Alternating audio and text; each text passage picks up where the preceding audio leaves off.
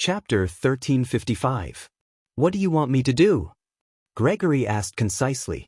Leah gently brushed away the non-existent dust on Gregory's shoulder, then rubbed his fingers and smiled. It's nothing special. You just have to make sure that Ming Ming doesn't suffer in that cave for the next 20 days and send the three of us back to Sauter safely after 20 days. As long as you can do that, I guarantee that you can continue staying by Ming Ming's side, of course. Whether she likes you or not, whether she is willing to accept you, will depend on your own abilities and luck. All right. Gregory had no other choice, right? Leah nodded his head in satisfaction and said, Since we've spoken, let's go back. I haven't seen my Ming Ming for a while and I miss her very much. Gregory ignored Lee's pretentious boasting and just grabbed onto his ankle as if he was taking revenge, hanging him upside down and bringing him back to Gu Mingming's cave. Seeing that Leah had returned, Gu Mingming hurriedly went up to him and turned his body around to check the wound on his back. Seeing that the wound had not reopened, she heaved a sigh of relief and said, What were you whispering about, carrying me? Leah placed an arm on Gu Mingming's shoulder and smiled devilishly, saying, Didn't he say that he will only save your partner if you jump off the cliff again? Let me discuss with him and ask him to only save Elvis next time. It will only be clean if I fall to my death, so that he doesn't have to worry about you every day. Leah, Gu Mingming called out Lee's name as if she was begging for mercy, causing Lee's heart to flutter. He pinched her little face but could not do anything to her. He could only kiss her and say, I don't have a good temper like Elvis. I won't let this matter go so easily, you must be mentally prepared. Wait till you get the love of the sky. I will settle the score with you. Do you understand? Settle the score after getting the love of the sky? Gu Mingming thought about it. She was preparing to give birth to little foxes after getting the love of the sky. So Leah was planning to settle the score with her when they were making babies? Was that what he meant? Gu Mingming blushed and lightly hammered Lee's chest.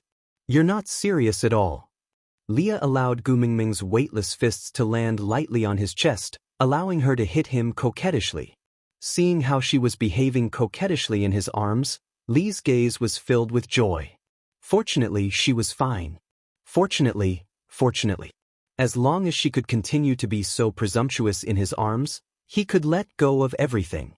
He held Gu Mingming's little fist gently, then lowered his head to kiss her left ear. Gregory saved the three of us once again. We already owe him 6 times for saving our lives. This debt, how do you intend to repay him?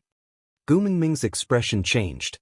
Gu Mingming pursed her lips and peeked her furry little head out from Lee's arms. She looked at Gregory, who was standing at the entrance with a face full of ice, and felt a little guilty. How should she put it? At that time, blood rushed to her head, and she jumped down without a care. But now that he looked back at Gregory, he didn't have much confidence. After all, Grace was not her partner, and he had no obligation to accommodate her nonsense. Chapter 1356. Gregory pursed his lips and did not say a word. Gu Mingming also felt that only sticking out half her head looked insincere, so she took 2 steps out from Lee's arms and walked towards Gregory. But she had only taken the 3rd step when Gregory's expression changed. He frowned and said coldly, Stand there, don't move. Gu Mingming was shocked by Gregory's roar. She remained motionless as if she had stepped on a landmine, looking at Gregory in confusion. Gregory realized that he had overreacted. Gu Mingming obviously did not want to jump off the cliff again. Feeling slightly awkward, he turned his face to the side but could not say a word. Leah stood behind Gu Mingming and exchanged a look with Elvis, laughing at how this Gregory was obviously a hot-tempered brat who had just awakened his first love. Wanting to win Gu Mingming's heart with his skills, it was a long road ahead. Leah pulled Gu Mingming back into his arms and pecked her little face, saying, Rather than saying sorry 100 times, why not do something that's not wrong? Moreover, it's too childish to write off a life-saving debt with just 2 words of, thank you. Gu Mingming thought about it and agreed. She turned to look at Leah and asked, What about you? Leah tapped his chin and said, He saved our family of 3 twice, that's equivalent to 6 lives. We will return him 6 lives, that's only fair. Gu Mingming tilted her head and looked at Leah. She thought for a moment, then nodded seriously and said, "How about this? I owe you 6 lives. If you have anyone you want to kill, tell me and I will help you kill all 6 as repayment. How about that?" Leah and Gregory were both taken aback. Leah face-bombed while trying to hide his smile. Gregory's face froze and he said, "I am a male but I want to rely on a female to kill for me?" Gu Mengmeng covered her mouth and thought to herself, "I forgot, this beast world has severe gender discrimination. In some matters, humans are even more straight men than straight men." Gu Mengmeng used her elbow to poke Leah and said, "It's all your rotten idea." Leah smiled bitterly and helplessly and said, "I said I will return him 6 lives, but who said I will kill for him?" Then, Gu Mengmeng was confused. Leah tapped Gu Mengmeng's little nose and said, "Doesn't Sauter still have a gift for the birds on the Mota Mountains?" "Miranda." Gu Mengmeng's eyes lit up and Leah knew that she had thought of something. He continued, "Besides Miranda, we can go to other tribes to exchange for 5 females and send them to the Mota Mountains. In this way, wouldn't it be equivalent to 6 lives of Gregory's leader?" Gu Mengmeng nodded. "Yeah, this is a good idea. Not only did I return the favor, I also solved the problem of reproduction in Mota Mountains." Leah glanced at Gregory and said slowly, "It's just that it's not easy to exchange females. After all, unless a female committed a grave mistake, no tribe would sell her off easily. So, we'll have to trouble leader Gregory to stay in Sauter for a while. After we've found all 6 females and returned your favor, you can return to Mota Mountains. Leader Gregory, what do you think?" How could Gregory not understand? This was what Leah said, a way for him to stay by Gu Mengmeng's side legitimately. Nodding, Gregory said, "All right." Chapter 1357. It was easy to borrow a favor but hard to repay it. Now that Leah had come up with this idea, it was the best of both worlds. Gu Mengmeng felt that the burden on her heart had lessened by a lot.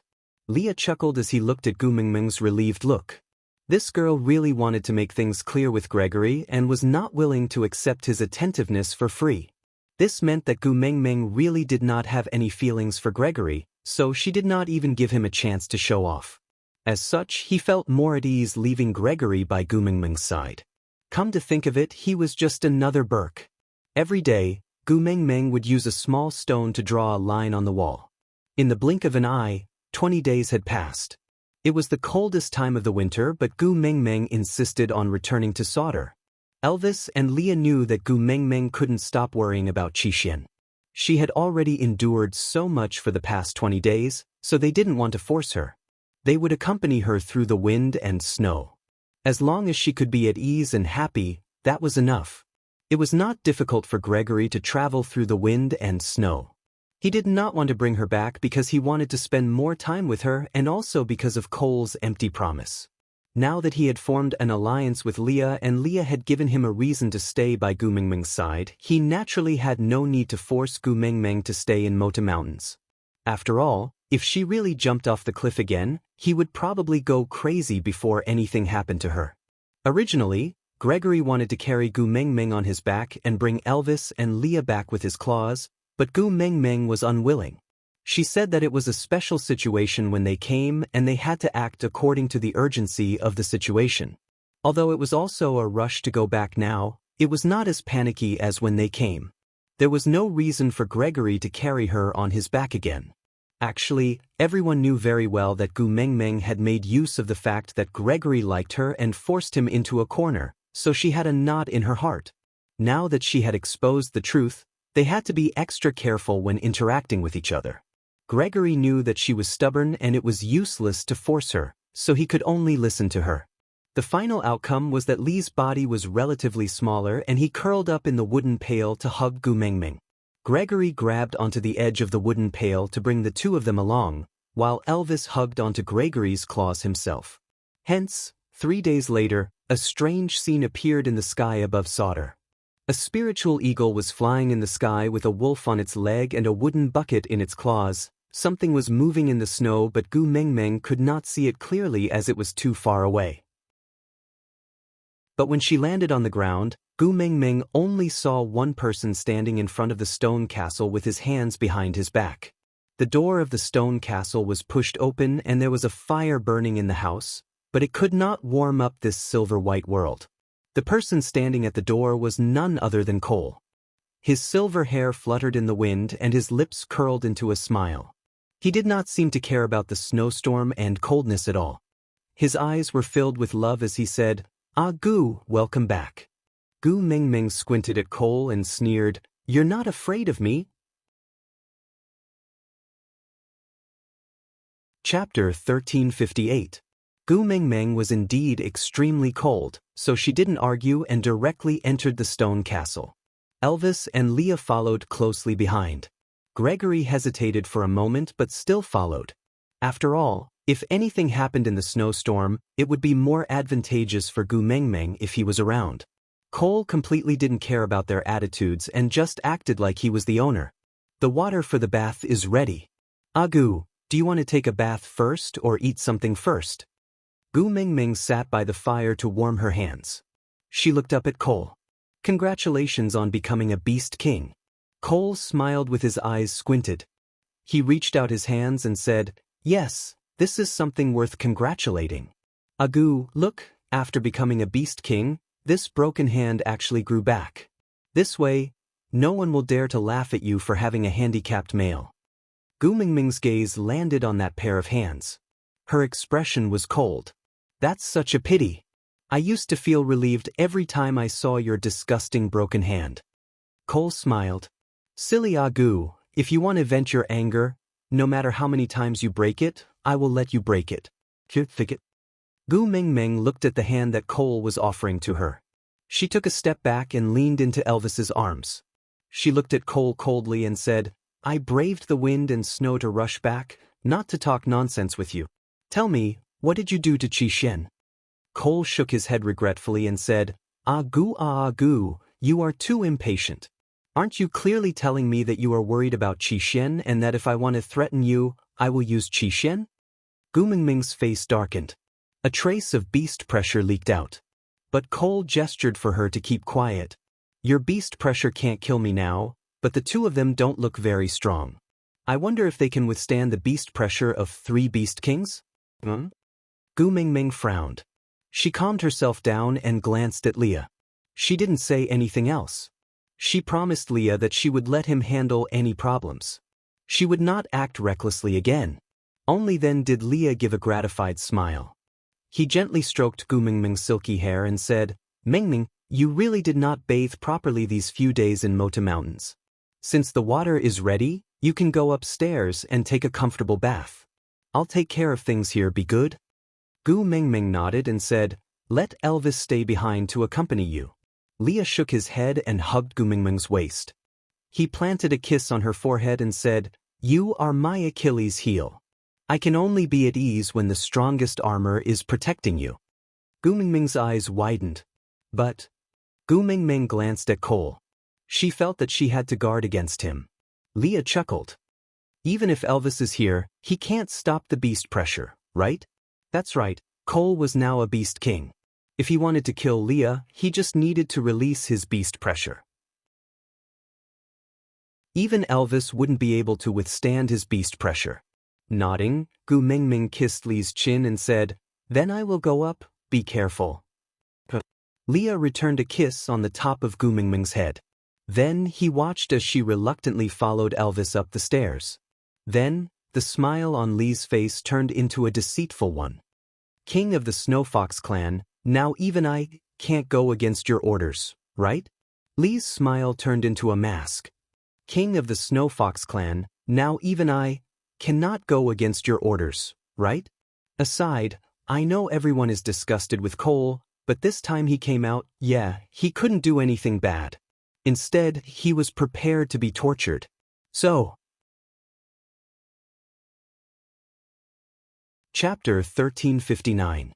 Cole did not deny it and looked at Gu Mingming's back view greedily. He curled his lips and said, "My first order as the Fox King is for you to kill Elvis. Can you do it?" Leah nodded his head in all seriousness. Then he suddenly laughed and said, You want Elvis and me to kill each other and then force Gu Mengmeng to break down in pain. When she is mentally weak, you will take advantage of her weakness and use the bewitching spell to control her mind and make her your puppet.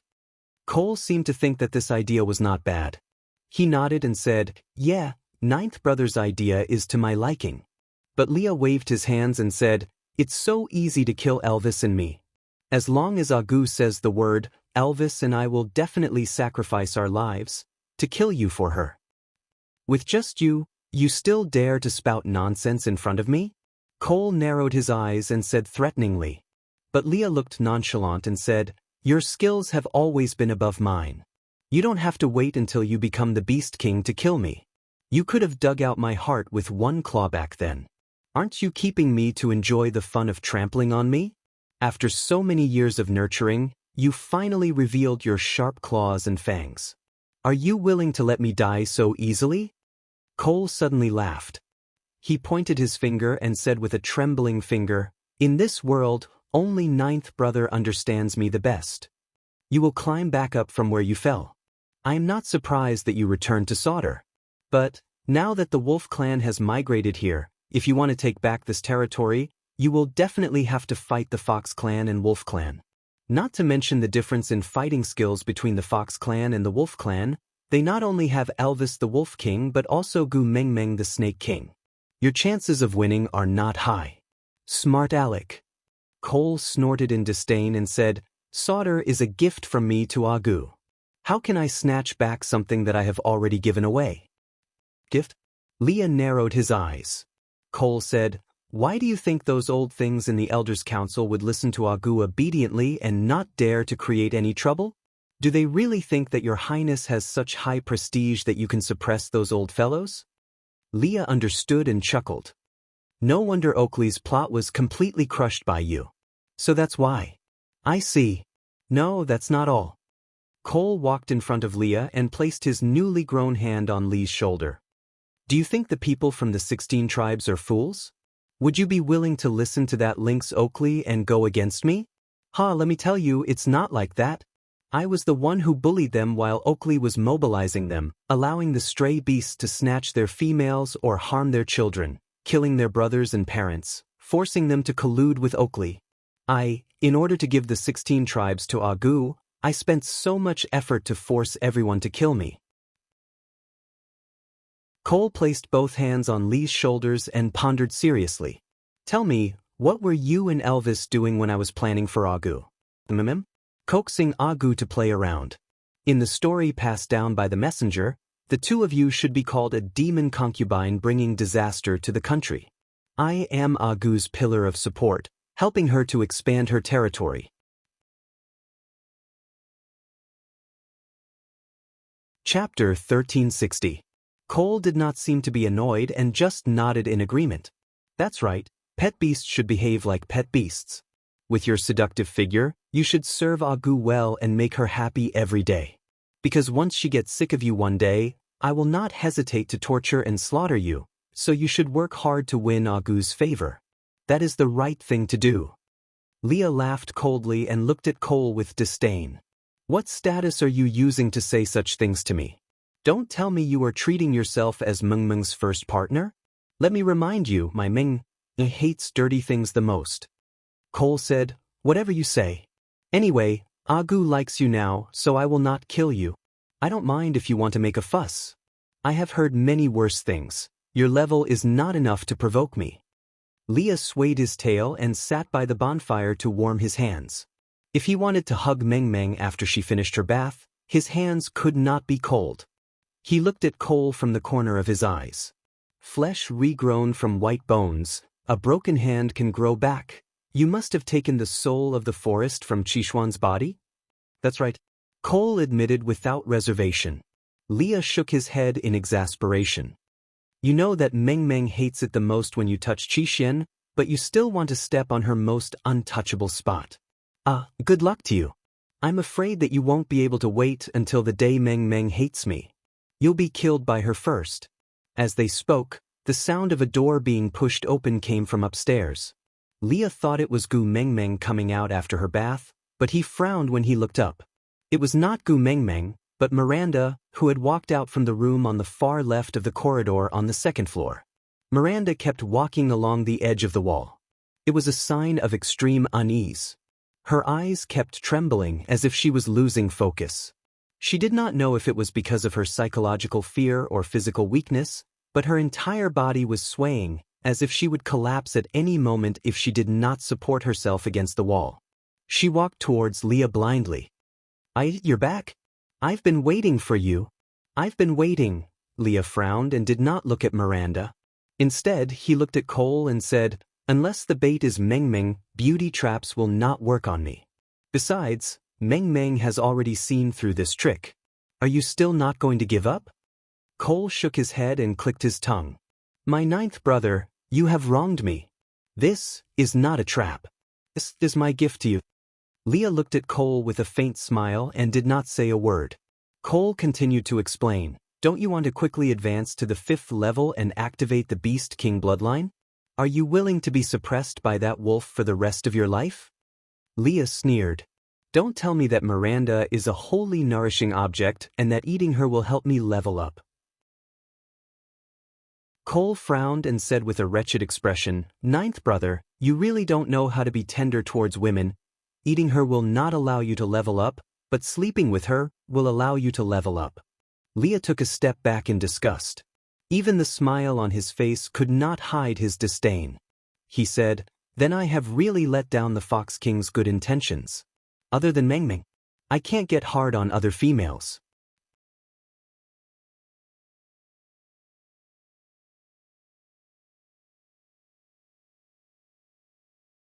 Chapter 1362.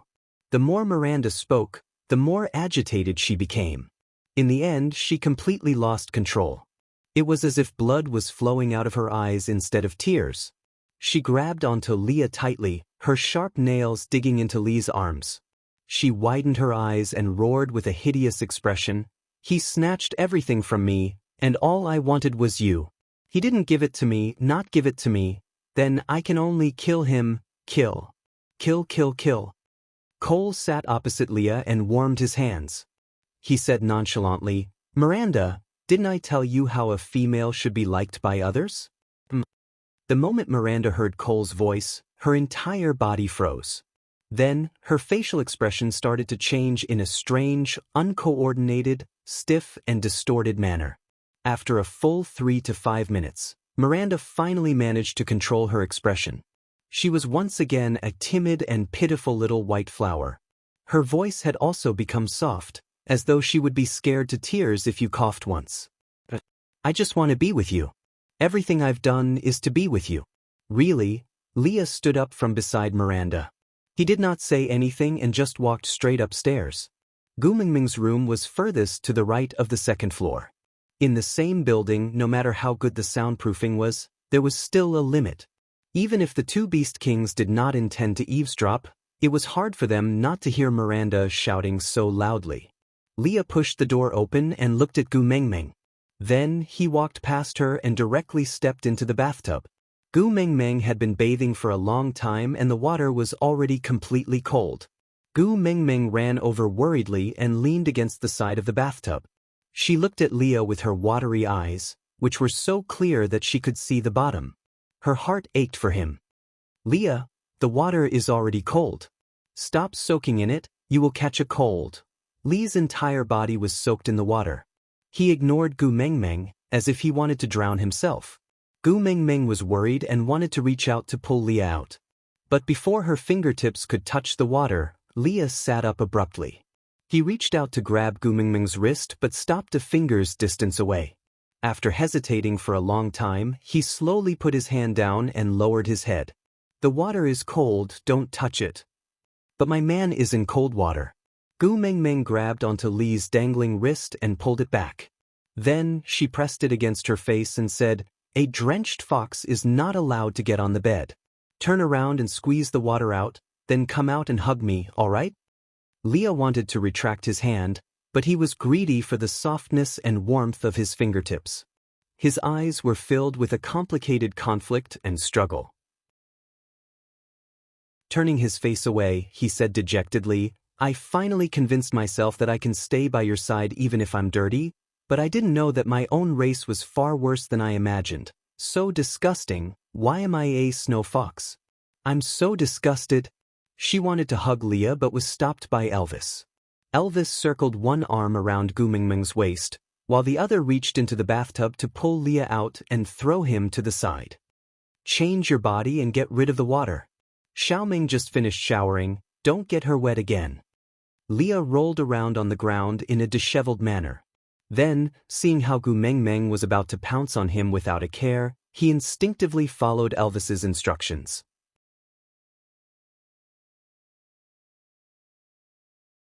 Chapter 1363. You're my husband, I'm not disgusting. Gu Mengmeng pounced into Li's arms. Leah transformed back into his human form and hugged Gu Mengmeng, looking at her uneasily with his slanted eyes. Will you abandon me? I won't. Gu Mengmeng looked at Leah and promised solemnly, I know I often go back on my words, so you and Elvis call me a little liar, but I will never lie to you guys about this. I, Gu Mengmeng, only have a deceased husband, no ex-husband. Gu Mengmeng. Leah hesitated for a moment, but still hugged Gu Mengmeng tightly. I know I'm selfish, I clearly have such dirty blood flowing in my body, but I still refuse to let you off. I can do anything really. Beast pets, guardian beasts, even food. I only beg for one thing, don't abandon me.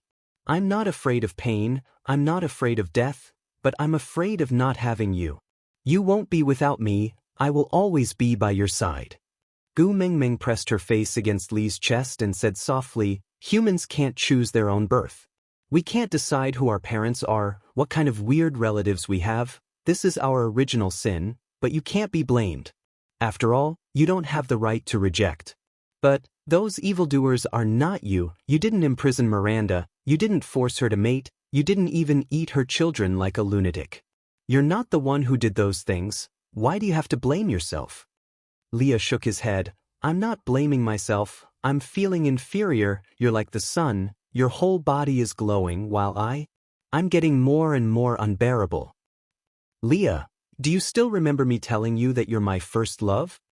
Gu Mingming's words were like a warm breeze, intoxicating him. Leah nodded. I remember. You said that first love is the most unforgettable and beautiful feeling. We're each other's first love. Li's words were unintentional, but Elvis, who was sitting quietly at the side, heard it. His heart sank. The word, first love, was like a heavy boulder smashing down on him. The last time he accompanied Gu Mengmeng to meet the beast deity, he met Snake from another world. He seemed to have become Xiaoming's first love in that world. This world had Leah. That world had Snake, but only he, her first partner, would never become her first love. Gu Mingming's attention was all on Leah, so she did not care about Elvis's feelings. She just laid in Li's arms gently and said, in our world, there's a saying, perhaps every man has had two women like this before, at least two. If you marry a red rose, over time, the red will become a smear of mosquito blood on the wall, while the white will still be the bright moonlight in front of the bed. If you marry a white rose, the white will be a grain of rice stuck on your clothes, while the red will be a cinnabar mole on your heart.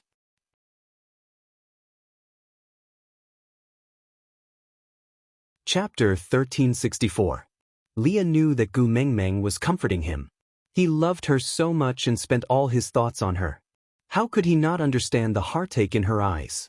With her heartache, Leah felt that he would be punished by the heavens if he did not pull himself together. Probing carefully, Leah confirmed for the last time. You really don't despise my tribe for being so dirty and my beast father for being so deranged? Gu Mengmeng poked Li's chest with a smile. The deranged one is your beast father, not you. Why should I make you jealous?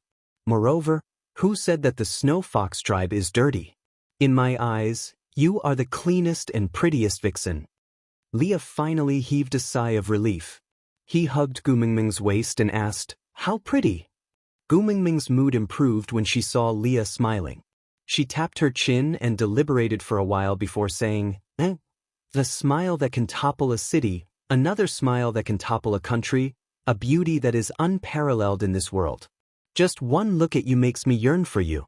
I can't forget you and I think of you crazily. Leah kissed Gu Mingming's little face. I can't forget you and I think of you crazily. Looks like you are really pretty. Of course, don't you know whose husband he is? Gu Mingming held Lee's handsome face and kissed him. My Leah, you still look better when you smile. That gloomy look doesn't suit you. I feel so aggrieved looking at you. If you like it, I will smile for you every day in the future. Leah replied. Gu Mingming nodded. Then she stood up. All right, since everything is settled internally, shouldn't we go and settle the external debts? Leah also stood up. He held Gu Mingming's little hand. As long as you don't despise me, then everything that Cole has painstakingly arranged will be useless in front of me. Gu Mingming nodded. Then she reached her other hand out to Elvis. My cinnabar mole in my heart, accompany me to bully others. Cinnabar mole in her heart, Elvis chuckled. Gu Mingming had dispelled all the depression he felt because of the word, first love. Holding Gu Mingming's little hand, he said, let me do the rough work like fighting, don't rush forward, understand? Gu Mingming nodded and smiled. I know, Leah will crush him with his brain and Elvis will crush him with his physical strength. I'll just sit here and watch the show. Be good. Elvis and Leah exchanged glances and had a tacit understanding of the situation they were going to face when they went downstairs. Although they did not believe that Gu Mingming would sit there and watch the show, but, with the two of them around, she wouldn't be at a disadvantage. When he went downstairs, Miranda was hugging her knees as she curled up in a corner. She looked aggrieved as she glanced at Leah from the corner of her eyes. Leah turned a blind eye to Miranda and only guarded Gu Mingming carefully. He then took out a stone stool and covered it with beast skin for Gu Mingming to sit on. He bent one knee and half-squatted to accommodate Gu Mingming's height. The melons are gone now, but I remember that you love to eat shueling fruit. After I chase away the annoying flies, hubby will help you find some, all right? Gu Mingming had eaten the shueling fruit before when she was pregnant.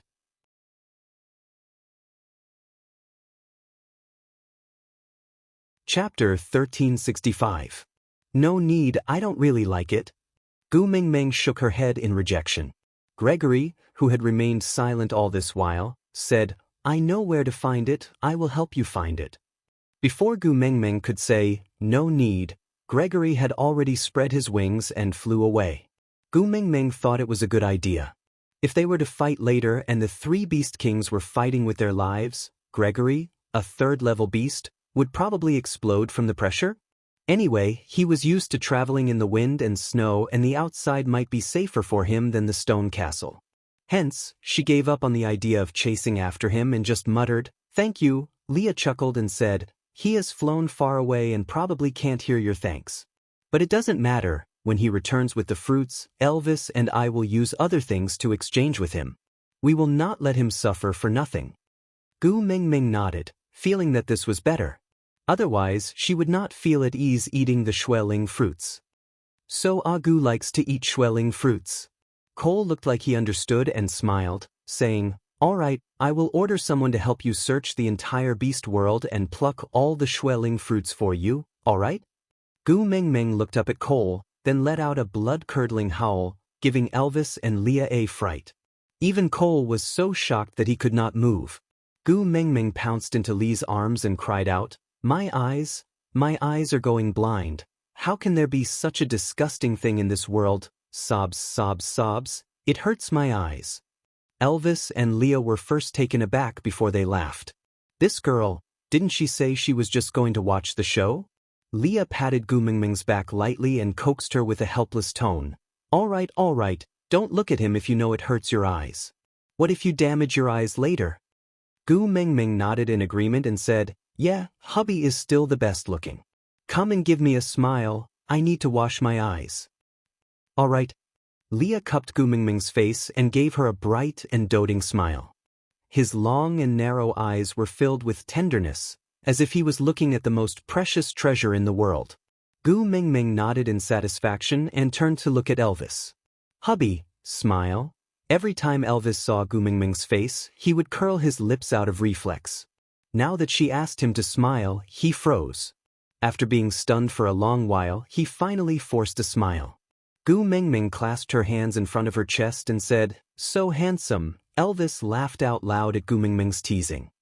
He sighed helplessly and rubbed her head. Then he stood in front of Gu Mengming with Leah and used his broad back to shield her. He faced Cole and said, "Are you going to scram or do I have to do it?" Cole smiled and asked, "You and I are both beast kings. If we were to fight, who do you think will die first?" Cole's gaze landed on Lee's face, his gaze clear. Elvis moved his neck left and right as a warm-up. "I'm not Xiao Meng. I won't be threatened." Cole nodded and said, "That's true. How would the little wolf cub that I trained have such a gentle heart like Agu? But, doesn't Agu have something to ask me? Is it really all right for you to chase me away like this? After all, I used the soul of the forest to activate my Beast King bloodline."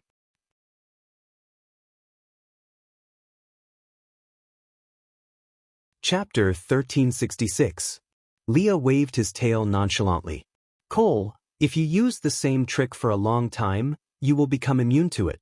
Qi Xian is already a second-level orc now. He is an adult and no longer a cub that Gu Meng needs to protect. Even if a male beast of this age dies, it is just natural selection. How long do you think you can hold Gu Meng hostage with just Qi Xian?" Cole nodded in agreement. "One Qi Xian is definitely not enough. Then, what if we add another Canwa? Oh, right, out of Agu's litter of cubs, Jiao Yu is the one I like the most. His eyes are so similar to Agu's, making me feel pity for him. I can't help but want to press him under my body and dote on him to comfort my longing for Agu." Gu Mengming jumped up from the stool. Li's large tail swayed gently behind him, before sweeping past Gu Mengming's arm and landing in her arms. Leah was telling Gu Mengming, "Calm down, he is using psychological tactics to disturb you." Gu Mengming took a few deep breaths and forced herself to calm down. Then she hugged Li's tail and sat back on the stone stool. With Elvis and Leah between them, she and Cole could not see each other. Cole's hearing was extremely good and he could clearly hear the sound of Gu Mengming standing up in anger. It was a pity that the two eyesores in front of him stopped him, or else he would be able to see that furious little face appear in front of him. Even if it was anger and hatred, it was so beautiful when her eyes were focused on him. Slightly regretful, Cole said, "Agu, I came all the way here to help you fix your house, take care of your sons and even found supplements for Leah to level up. Aren't you going to come out and thank me?" Gu Mengming did not say a word. She just sat behind Leah and watched how Leah and Elvis would deal with Cole. Elvis took a step forward, his fangs and claws already flashing. Cole waved his hand and said, "If we were to fight, I'm afraid Sauter would be destroyed. I don't mind, but Agu's favorite Sandy and her family are still here. The newly migrated wolves and your eldest son, Tada, are still here. Is it all right if they all die? Agu will cry, right?" Elvis sneered. "You talk a lot of nonsense." As he spoke, Elvis had already attacked Cole with his claw. Cole was right. He could not kill him because Qishuan's life was tied to Cole's. Although he did not care about Qishuan's life, Gu Mengming did. Elvis would never do anything that would upset Gu Mengming. However, killing was not the only way to torture people. Elvis's moves were very sharp and left no room for maneuver. Since Cole was also a Beast King now, it would not be easy to kill him. He could only remain invincible if he gave it his all. And Elvis and Li's motive was to obtain his soul of the forest. As long as they could snatch Cole's soul of the forest, they would no longer have to look for the spirit of the rocky cliffs. Furthermore, they also wanted to see if Cole could grow a new one after losing the soul of the forest and having his limbs broken.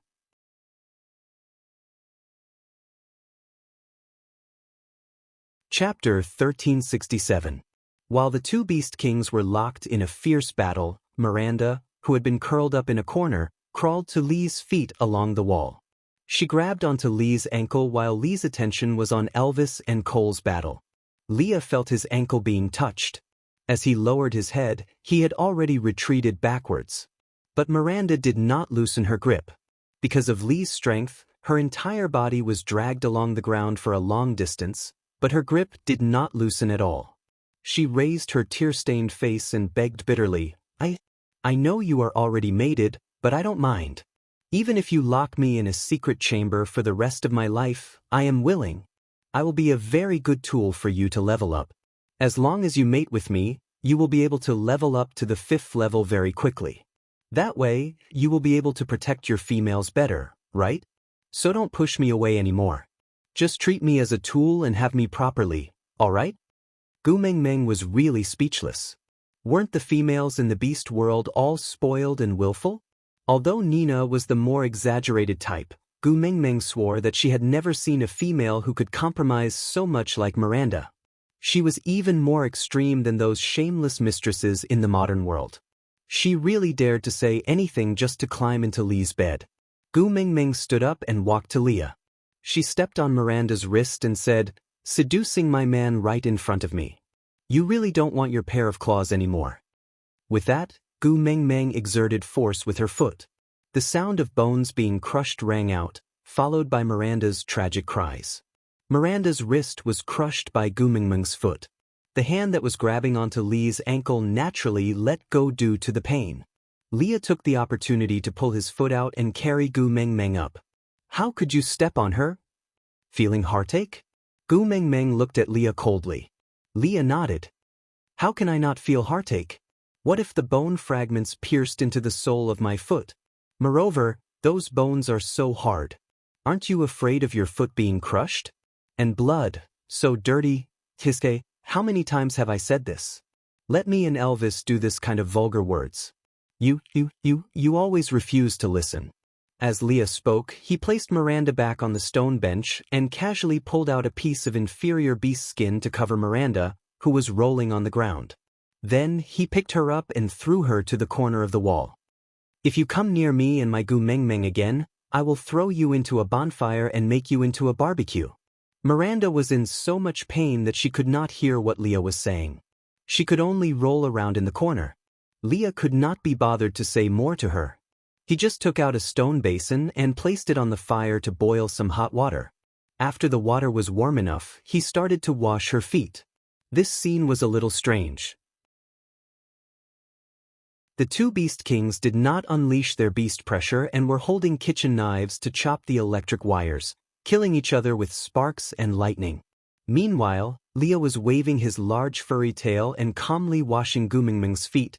Gu Mengmeng looked up at the battle between Elvis and Cole.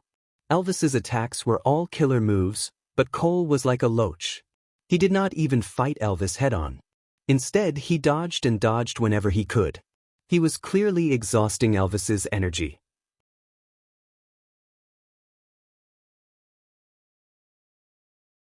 Chapter 1368. Leah washed Gu Mengmeng's little feet and wiped them dry with a beast skin. He then took out a new pair of boots for her to wear before saying, "All right, sit down obediently." Gu Mengmeng nodded. Leah then waved his large tail and stood in front of Gu Mengmeng, saying softly, "The mighty Fox King did not come to Sauter just to compete with the Wolf Clan, right?" Cole chuckled and pulled back. Elvis stopped attacking at the same time and also took a step back. He returned to Gu Mengmeng's side and stood beside Leah, blocking Gu Mengmeng completely, not allowing Cole to see a single bit of her. Elvis and Cole's earlier trembling was mostly to test each other. Even though Leah had washed Gu Mengmeng's feet in the middle, he still had a clear grasp of the general situation. At the level of a Beast King, the difference between races was already negligible. It was impossible for Elvis to suppress Cole alone, but Elvis was not the only Beast King on their side, so they still had the right to speak. Cole stood with his hands behind his back and said, "Leah, move aside." Lee's body went limp and he knelt to the side. He struggled to stand up, but he could not muster any strength at all. Gu Mengmeng remembered this scene.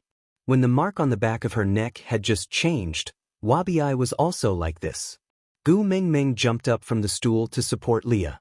She glanced sideways at Cole and said coldly, "Cole, kneel down." The moment Gu Mengmeng said that, Cole indeed knelt down.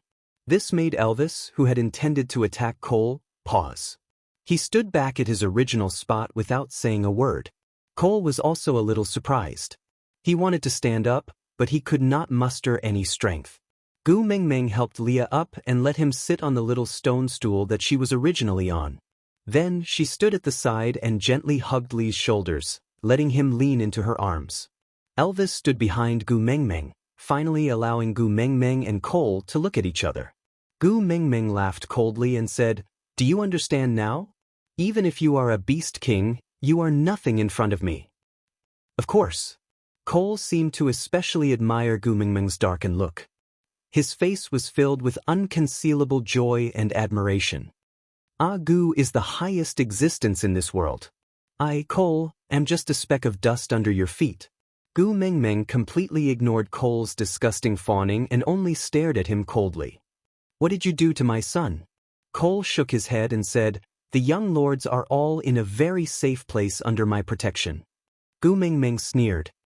"Why does my son need your protection? Who do you think you are?" Cole gazed deeply at Gu Mengmeng and said gently, Gu, have you never thought about how big of an impact Elvis would have on the beast world when he used the heart of the desert to activate the Beast King bloodline?" Gu Mengmeng frowned and did not reply. The love of the sky and spirit of the rocky cliffs that have yet to appear are protected by the beast god's enchantment. No one other than you can obtain them. The tear of the beast god and the heart of the desert were in the hands of the two beast kings, so no one dared to covet them. The key of the beast king had yet to appear, so naturally, no one dared to hope for it. Then the remaining two treasures. Gu Mengmeng paused and her heart turned cold. Cole understood that Gu Mengmeng had figured out the crux of the matter. He continued, "I know that you once said, an innocent man gets into trouble because of his wealth. I feel that it is most suitable to be used on Qixuan." Digression. Why was Cole so intimidated by Gu Mengmeng? The reason was very simple. Gu Mengmeng had dug out Bai An's heart. Let's put it this way. If you killed a tiger with your bare hands and hung the tiger's heart on your neck, I can guarantee that no stray dog in your neighborhood would dare to come near you. Dan Fan, who met your eyes, would all run away. It was the same reason.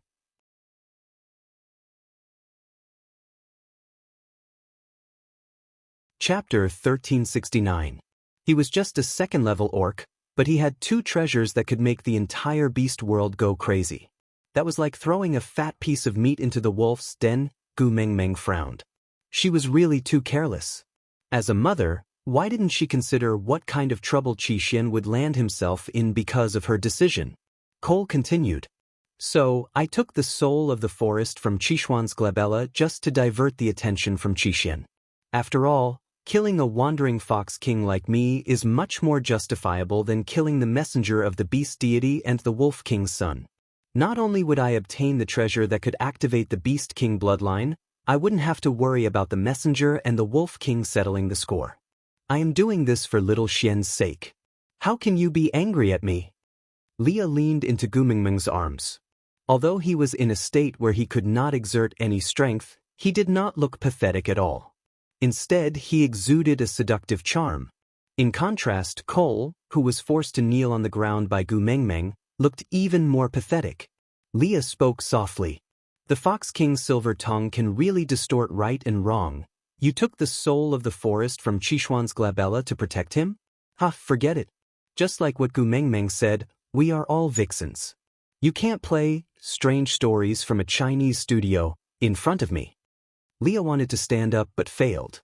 He still could not exert any strength, so he could only sit there and hold Gu Mengmeng's hand gently, indicating to her not to be affected by Cole. Gu Mengmeng smiled and held Lee's hand back. Only then did Leah feel at ease. You obtained the soul of the forest and activated the Beast King bloodline. Isn't this announcing to the beast world that as long as you snatch that pearl from Qixuan, you can activate the Beast King bloodline just like you? Heh, are you protecting him or pushing him into the teeth of the storm? Cole rubbed his nose and laughed helplessly. I really can't explain myself. Raising his head, Cole looked straight into Gu Mengmeng's eyes and said, I don't mind if Gu hates me, but I will not be the scapegoat. I did not snatch the soul of the forest. It was little Xian who schemed against me and forced it on me. Gu Mengmeng was so angry that she laughed. She looked at Cole coldly and said, Are you telling me that it was Qixuan who cried and begged you to accept the soul of the forest to activate the Beast King bloodline and then went against me? Cole nodded in acknowledgement. Gu Mengmeng let out a long sigh and said, Can you be more reliable when you're spouting nonsense? Cole sighed. Qi Xian took the opportunity when I was not around to instigate Kanwo to lead his men to take over the territory of the stray beasts camp. Do you know about this? Gu Mingming did not respond and just stared coldly at Cole. Cole could tell from Gu Mingming's expression that she knew. Thus, she continued, I went to see Qi Xian after I returned, hoping that he would hand over the territory of the stray beast camp. After all, he is your precious son. Even if I don't give him face, I have to give him face. I have to be polite before resorting to force. But little Xian told me that there was a fruit that you like to eat in the stray beast camp. So he was determined to get that territory and would not return it. But in order to keep the peace, he was willing to give me the soul of the forest to help me activate the Beast King bloodline. Though I would not have to flee at the mere sight of you and not dare to go near you. This was too tempting for me, so I agreed.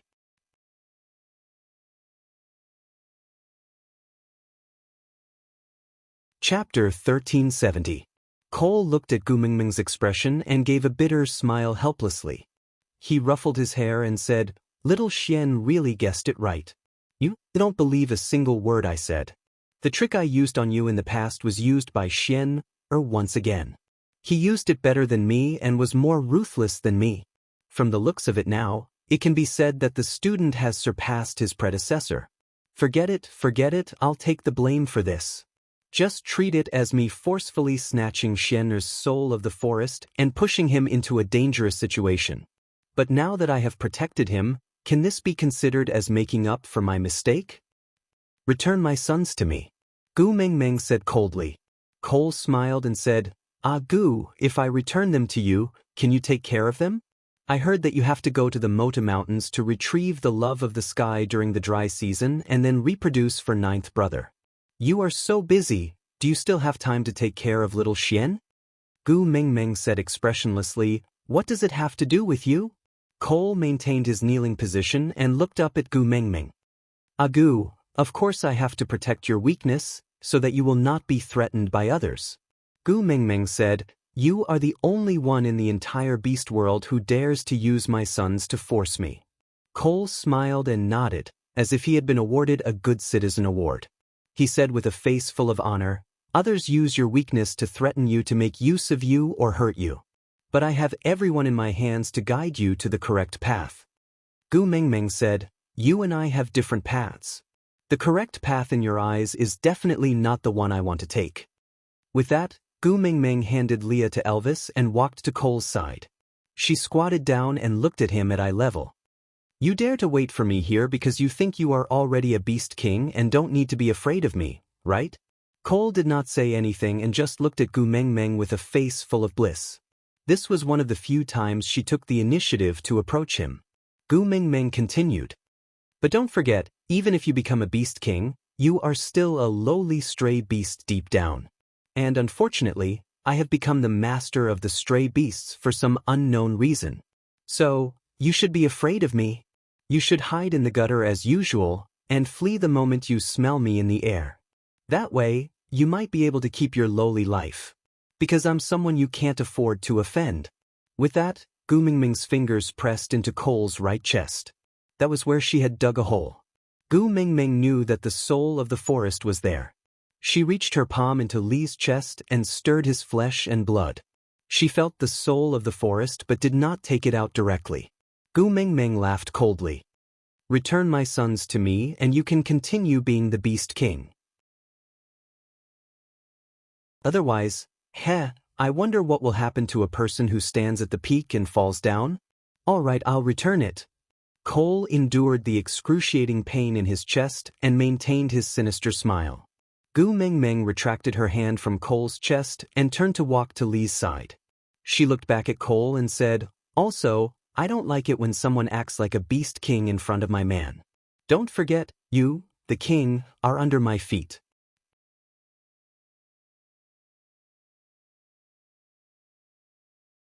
Chapter 1371. Leah held Gu Mingming's little hand and frowned, sighing softly. How many times have I told you? Don't dirty your own hands. Gu Mingming looked at her bloodied hands and pouted, her face full of disdain. Elvis had already brought a basin of hot water down, then carried Gu Mengmeng out of Li's arms and placed her on his chest. Leah then dipped the animal's skin in the basin in the water, carefully washing Gu Mengmeng's hands. Meanwhile, the wound on Cole's chest was healing at a speed visible to the naked eye. His eyes were fixated on Gu Mengmeng without blinking. Gu Mengmeng glanced sideways at Cole and said, "Now that you know your own capabilities, don't provoke me again. Qixuan's life is tied to you, so I won't kill you. But I don't mind experimenting with the Qing dynasty's 10 greatest tortures on you, making you wish you were dead. If you're smart, hurry and return my son to me, then disappear from my sight." Gu Mengmeng glared coldly at Cole, who had just regained some strength, but he instantly knelt down again. Gu Mengmeng chuckled. "I've said before, I don't like you calling me that disgusting way." Cole smiled without saying a word. He just looked at Gu Mengmeng quietly, as if he was admiring Gu Mengmeng's sinister expression and thought it was extremely beautiful. Gu Mengmeng took a deep breath and kept telling herself not to be calculative with a pervert. Never try to understand what a pervert was thinking. Leah pinched Gu Mengmeng's little chin. "Don't dirty your hands again after you've just washed them clean, understand?" Gu Mengmeng nodded and did not say another word. She just nestled in Elvis's arms and did not look at Cole anymore. Leah walked to Cole while wagging his tail. He reached out to help Cole up. "Great Fox King, please don't blame us.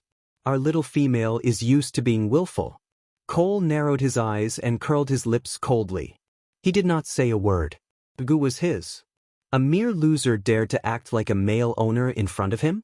Overestimating himself. Brushing Li's hand away, Cole maintained his usual demeanor and arrogance as the city lord of Sauter.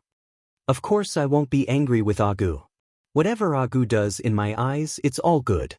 Leah continued to smile appropriately, elegant yet distant. He said mildly, "May I ask, Fox King, when do you intend to return my cub?"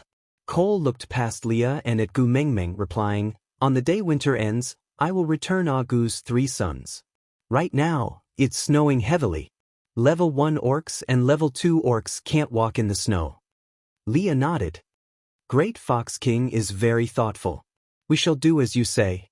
Cole was on his guard against Li's humble attitude. There were many old and new grudges between them, and Leah should not be speaking to him with such an attitude. Leah didn't seem to notice Cole's scrutinizing gaze. He just grinned and said, "Then, may I know if the Fox King has any other instructions for this visit?" Cole smiled and said, "So what if I do?" "So what if I don't?" Leah said, "If there is, please tell me. If not, then my little female needs to rest. Please leave." Cole asked, "What if I don't leave?"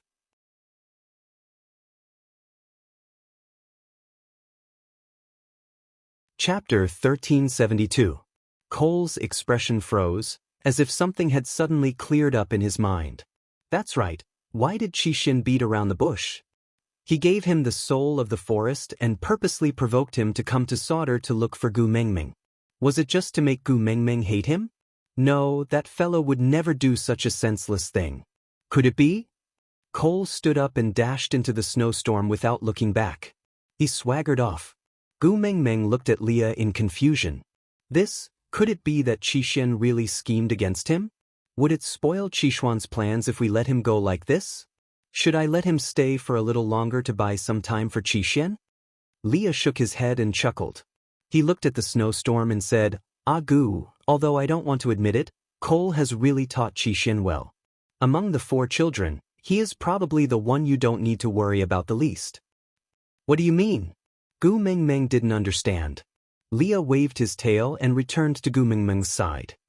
"Don't worry, Qixin will be fine. And after this incident, Cole will probably be busy with his own matters and won't have the time to find trouble with you." "You mean he will turn around to deal with Qixin?" Leah nodded. It was Qixin who caught Cole's tail and forced him to turn around to deal with him. Just based on this trick, I dare to conclude that Qixin is definitely not someone who can be manipulated by others. He has the ruthlessness of the wolf tribe and the cunning of the fox tribe. He has also learned many things from you that he never had in the beast world. Even if he can't win Cole, Cole can't do anything to him. Your concern for him is his life-saving charm. Cole will never kill him in order to restrain you. This is his undefeatable bargaining chip. I guess that Cole has not only captured Qixin, but also Kanwo and Jiaoyu. He must be trying to use those two brothers to counter Qixin. Leah seemed to have thought of an interesting situation. He chuckled and continued. But Cole seems to have forgotten something important. Qixin was groomed by him and will not lose to anyone when it comes to heartlessness. It's impossible to deal with Qixin in the same way he dealt with you. Moreover, that fellow Jiaoyu did not give it away for nothing. Cole did not manage to catch Huda because Jiaoyu hid Huda in advance. That means... Gu Mengmeng looked at Li's meaningful gaze and tried to follow his train of thought.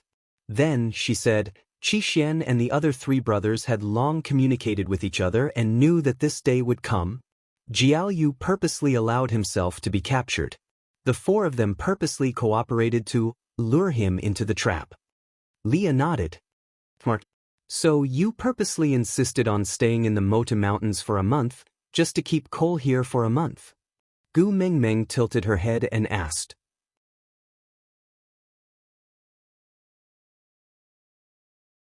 Chapter 1373. So what is he trying to do? Gu Mengmeng felt as if her three rascals were about to head to Syria with nail clippers. She said worriedly, 2 second-level beasts and 1 first-level beast, the three of them are not enough to defeat Cole. Why don't we go and help him? Leah shook his head and patted Gu Mengmeng's shoulder lightly. He smiled. If Qixin wanted us to help, he would have told us the last time he came.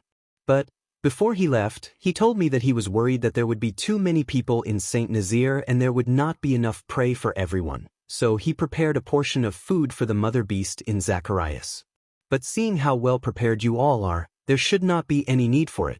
Just in case, I will tell you that if there is not enough food, you can go to Zacharias to get more. Gu Mengmeng blinked. What's wrong with that sentence? Doesn't it just sound like a normal instruction? Leah chuckled. That's what I thought at first too. But now that I think about it, Elvis can't wait to move all the prey in the forest back to the stone castle. Even a family of more than 10 people like Sandy would have enough food to last an entire winter. We only have 3 people in our family. Would there be a situation where there is not enough food and we have to go to Zacharias to get more? Gu Mengmeng glanced at Elvis's food storage room. Winter was already half over, but not even a fifth of the food had been consumed. She shook her head. I don't think so. Leah nodded. So, what Qixin meant was to tell me that if anything happens in Sauter, you can head to Zacharias. There is food prepared for you there and it can help you survive this winter safely. But what could happen that would be so serious that you have to migrate in the middle of winter? Gu Mengmeng was silent for a moment. Her gaze landed on Miranda. The collective estrus of the snow foxes. Leah nodded again. But Qixin is a wolf. How would he know about the secret of the snow foxes going into estrus? How would he even know the exact time? Gu Mengmeng bit her lower lip. Leah pinched Gu Mengmeng's little nose. Smart. Then, so what does that rascal want? Gu Mengmeng was confused. Leah said, gather all the information we have. Cole wouldn't mention the snow foxes going into estrus to Qixin for no reason, so sending Miranda over was probably one of his plans. As for his motive, just like what he said, he wanted to make use of the snow foxes going into estrus to make me lose control and have sex with Miranda. This way, I will find that mating with her can increase my battle value. I want to quickly become stronger so that I can better protect you. Humans are always lazy. Once there is an easy way to become stronger, they can't help but sink into it. And at that time, you will definitely think that I am dirty and abandon me. In this way, Cole can enjoy my misery while tormenting you, and at the same time, achieve some of his hidden motives. Gu Mengmeng gritted her teeth and looked at Miranda with an increasingly cold gaze. Tugging at Li's arm, he said, when Gregory returns, let him throw this Miranda onto the Motu Mountains first. I don't want to see her.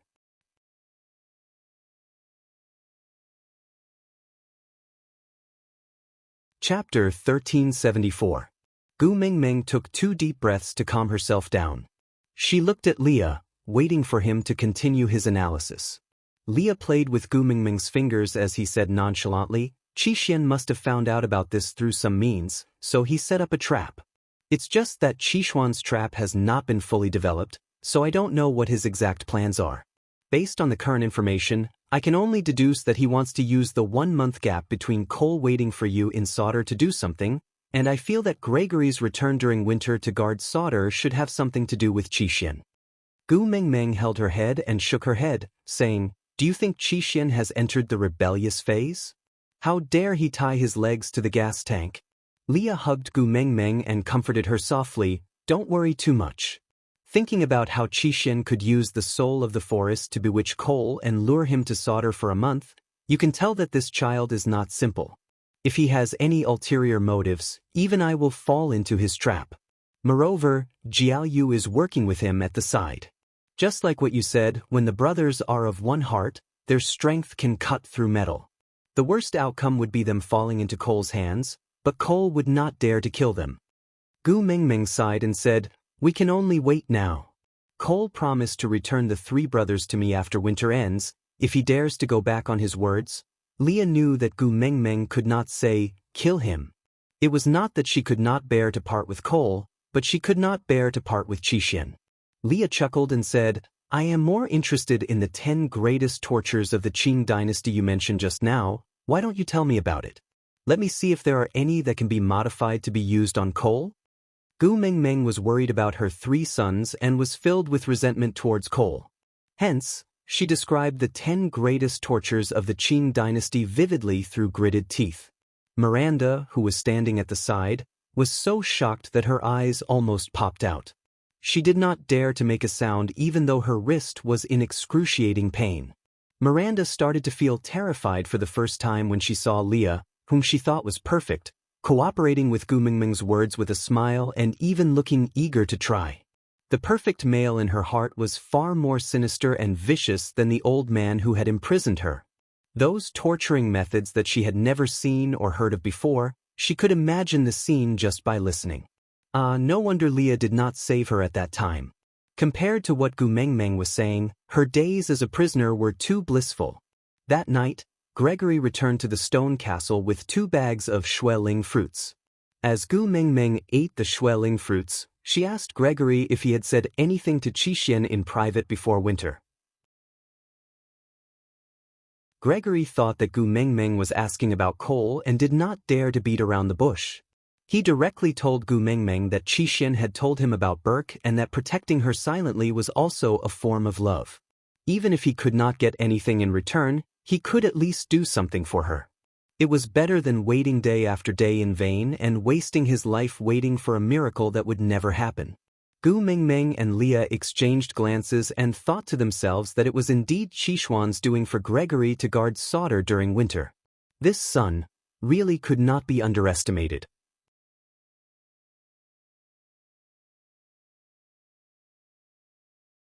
Chapter 1375. Unexpectedly, Miranda did not pester Leah anymore. Instead, she eagerly expressed her willingness to go to Motu Mountains without waiting for winter to end. She said that she was a snow fox and could endure a few days' journey. Although Gu Mengmeng did not know that she had frightened Miranda with her vivid description of the 10 greatest tortures of the Qing dynasty because she was venting her hatred towards Cole, Gu Mengmeng was glad that Miranda did not pester Leah anymore. Hence, she took an empty wine barrel and even kindly covered it with a few layers of beast skin. She let Miranda crawl into the wine barrel and Gregory carried her back to Motu Mountains. Gu Mengmeng looked at Miranda, who was standing in the wine barrel with a face full of anxiety. She sighed and said, "No matter how capable Cole is, he cannot fly to the sky. So you are relatively free and safe on Motu Mountains. Although the weather there is rather bad, as long as you treat your partners well, they will not let you suffer. But there is one thing you must remember. The birds are the most loyal followers of the beast deity. If you dare to create any trouble on Motu Mountains, I will not let you off." Miranda was already scared out of her wits by Gu Mengmeng. She shook her head and said, "I will definitely live a peaceful life on Motu Mountains. I will not leave the mountains until I die. Great messenger, please don't worry." Gu Mengmeng nodded and said, "That's for the best." Miranda nodded vigorously and said, "I will listen to you obediently. I will definitely listen to you. Gu Mingming glanced at Miranda's broken wrist and said, "Don't blame me for being ruthless. But I really don't like others touching my mails." Miranda instinctively put her hands behind her back and nodded obediently. "I know. Great Messenger has already shown me mercy and is exceptionally merciful." That's right, she didn't even use any moves like grooming, cooking, skinning, carving, or death by 1,000 cuts to deal with her. She only stepped on her wrist, and that was already very merciful. Gu Mingming did not understand Miranda's sudden gratitude, but she did not have the time to find out. She just watched as Gregory left. Winter passed quietly as Gu Mingming looked forward to it day after day. When the snow sealing the windows finally shattered, Gu Mingming's heart finally brightened up. Elvis carried Gu Mingming out of the stone castle and headed straight for the deity altar. There was a chair on the altar, which was Gu Mingming's exclusive seat. It symbolized her divine authority and could not be violated. This was the first hunt after winter since Elvis became the Wolf King. No matter what, he could not be careless. So even though Gu Mingming was concerned about the children, she did not show it on her face. She just followed the rules and looked at the females in the tribe one by one, asking them how many cubs they had this winter. In the end, Lacey from the Snow Fox tribe gave birth to 9 cubs and became the female with the most cubs for 2 consecutive years. Gu Mingming conferred the title of the first beauty of the tribe. Although there were many females in the Sauter tribe now, they were all sincerely convinced by this result. After all, who could be blamed if your stomach was not as good as hers? During the night campfire party, the 16 tribes came out on top. During the small rainy season, the Wolf tribe came out on top. Now that Lacey relied on her stomach to fight for the Snow Fox tribe, the 3 parties were now in a one-on-one situation. So, the next round of hunting undoubtedly became a competition.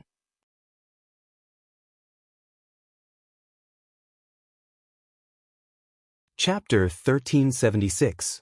The females sat around the deity altar as usual, while Leah stayed by Gu Mingming's side, gentle and focused, as if he could not see anything else other than Gu Mingming.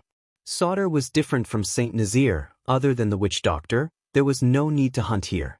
The elders also did not participate in the first hunt, partly because they were old, and partly because they were proud of their nobility, unwilling to do those barbaric jobs. So, the elders stood on the first level, closest to Gu Mingming. He looked up at Leah as if he had something to say, but did not dare to. Thinking about it, Gu Mingming's display of power over Miranda last year was enough, so they did not dare to spout nonsense in front of Gu Mingming now. "Elder Eugene, why do you keep looking at my Leah like that?" Gu Mingming expressed her displeasure. If he had something to say, he might as well say it directly. At least she could retort if he said it directly. He kept glancing at her, as if she owed him money and he did not dare to ask for it. How annoying! Elder Eugene cleared his throat and said, "The first hunt concerns the offerings offered to the beast deity. It is an important ceremony for Sauter to express its loyalty to the beast deity, so I think that the 9th Highness should participate in the hunt. With the 9th Highness around, the Snow Fox clan will definitely be motivated and perform better." "Oh?" Gu Mingming chuckled and interrupted Eugene's words. She looked at him coldly and said, "You are afraid that Elvis will lead the Wolf clan in the first hunt again, so you want to use Leah as a mascot to boost morale, so that the Snow Fox clan can compete with the Wolf clan, right?" Elder Eugene's face froze. He felt a little guilty after his thoughts were exposed. After all, he had already offended Gu Mingming once because of Miranda. If it was not necessary, he really did not want to have a conflict with Gu Mingming. But helplessly, his name was called out. However, Elder Eugene did not know that Gu Mingming only knew the faces of the elders, but could not remember most of their names. This Elder Eugene's performance was too outstanding during the Miranda incident, so she remembered his name. So all the elders were looking at Leah, but Gu Mingming only called out his name. Gu Mingming sneered and leaned lazily into Lee's arms, saying, "But, doesn't your Fox clan have a beast king? If you want to raise our morale, why don't you go look for your beast king? Ever since I came to Sauter, didn't all of you just follow your beast king's instructions and brush me off? Don't tell me you can't find him now." When the elders heard this, their faces immediately turned green. They had already confirmed that the Fox clan had a Beast King during the winter, but it was hard to tell whether the Beast King was happy or angry. He had always been going against the messenger of the beast deity, but he did not allow others to betray her or defy her. He would kill anyone who angered her. This made the group of elders very helpless, and they did not know what to do to comply with the Beast King's wishes. Now that Gu Mengmeng mentioned this matter, she must be angry, right? If she were to get angry, the wrath of the Beast King might descend upon them. Thinking of this, the few old fellows trembled as they lowered their bodies and knelt together. The females of the Snow Fox clan were just as afraid as the elders. Their faces were pale and they lowered their heads guiltily. Their fingertips and hair were trembling slightly.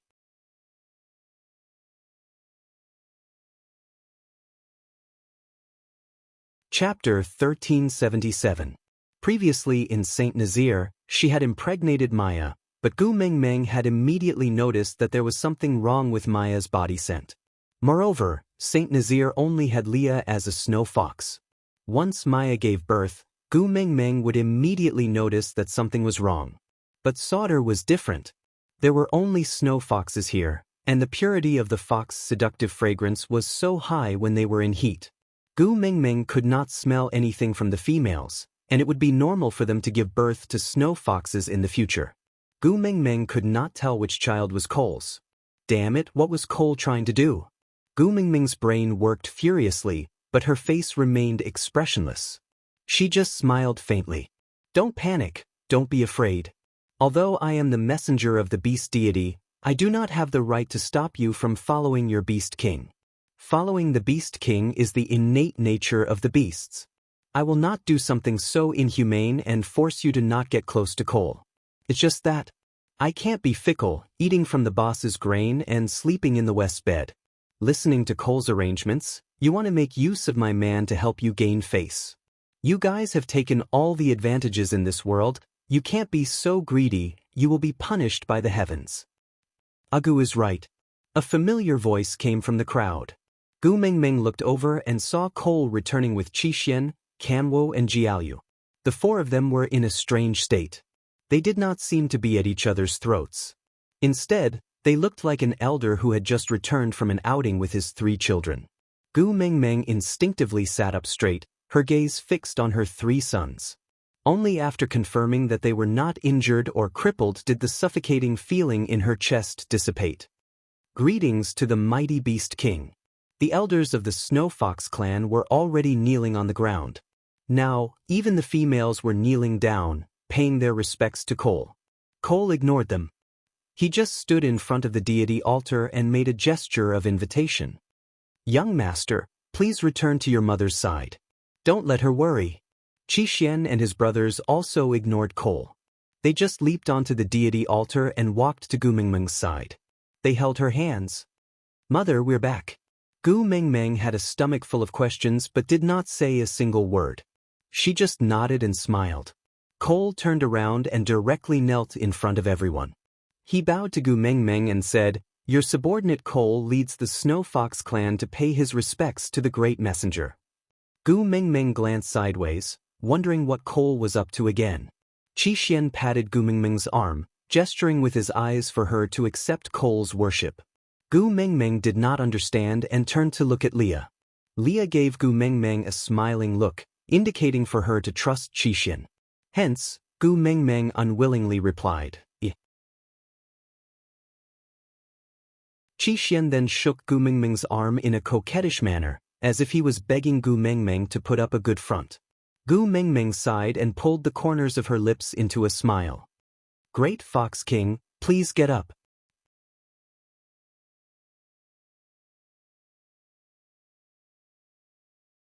Chapter 1378.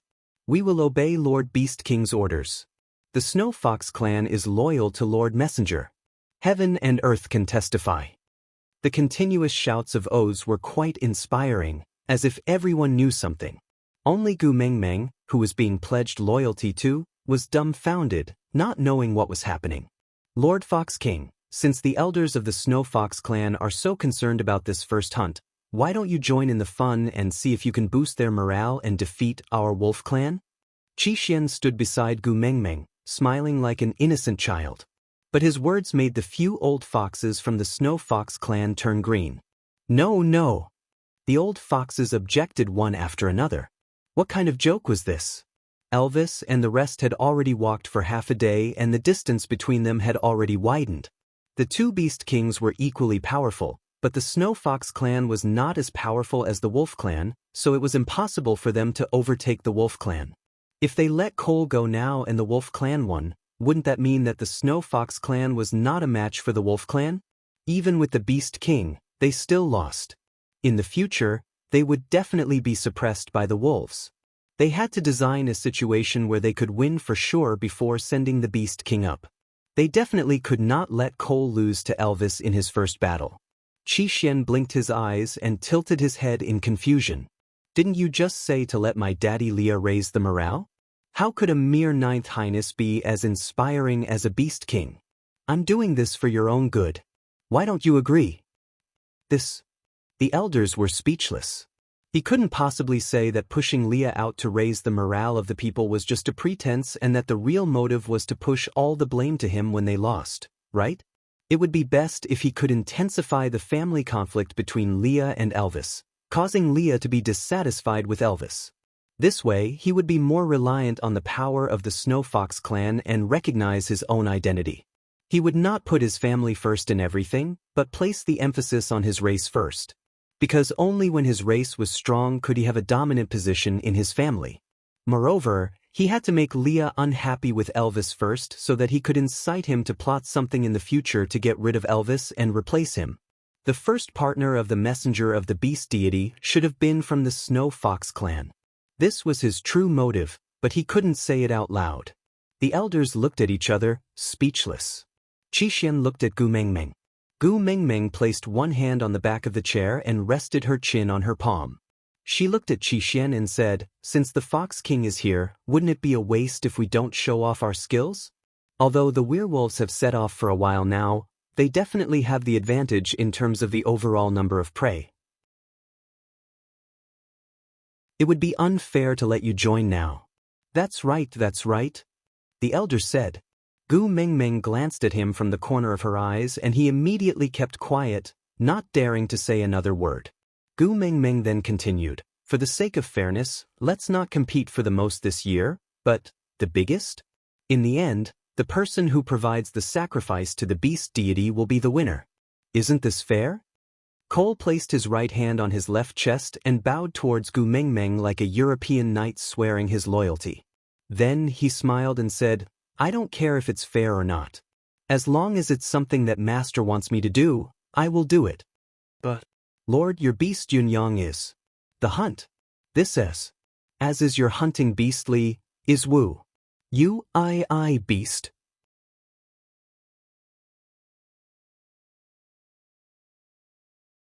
Chapter 1379. Your subordinate will obey. Cole bowed and turned to leave, heading towards the direction where the males had set off for the hunt. The elders were so anxious that they looked at Leah and asked, "Your Ninth Highness, this?"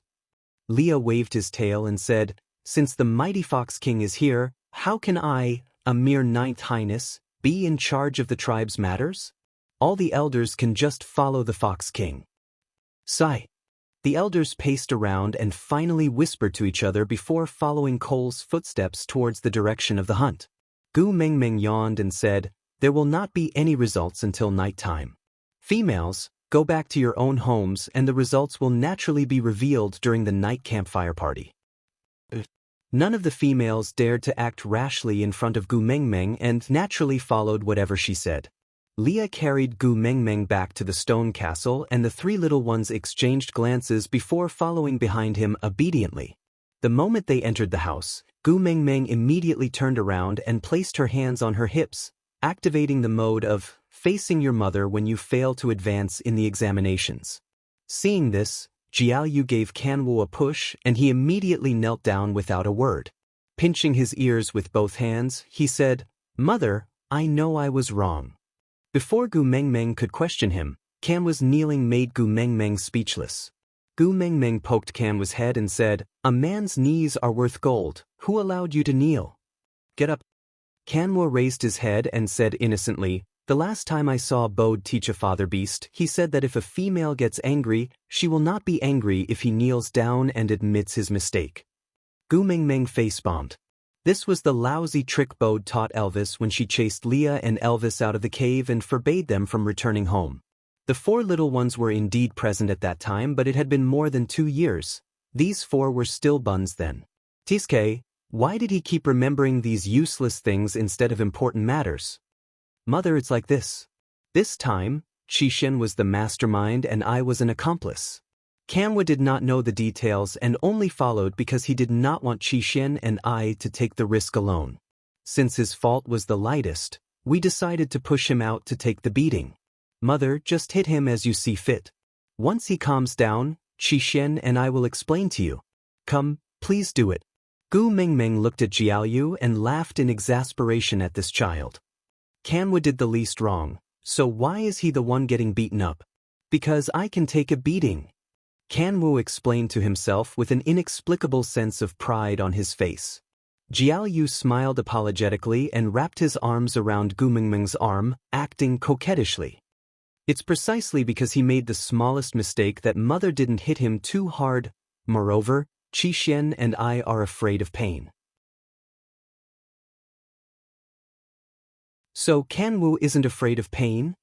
Actually, as long as the 3 of them were safe, the anger in Gu Mengmeng's heart would dissipate by half. He had never thought of hitting his children. What's more, his 3 sons were already independent people. Other people's children would have left their parents and wandered the world when they were their age. He could do whatever he wanted, and his parents could no longer control him. Their child had done something dangerous outside, and when she came back, she had to appease her emotions. This was already very sensible.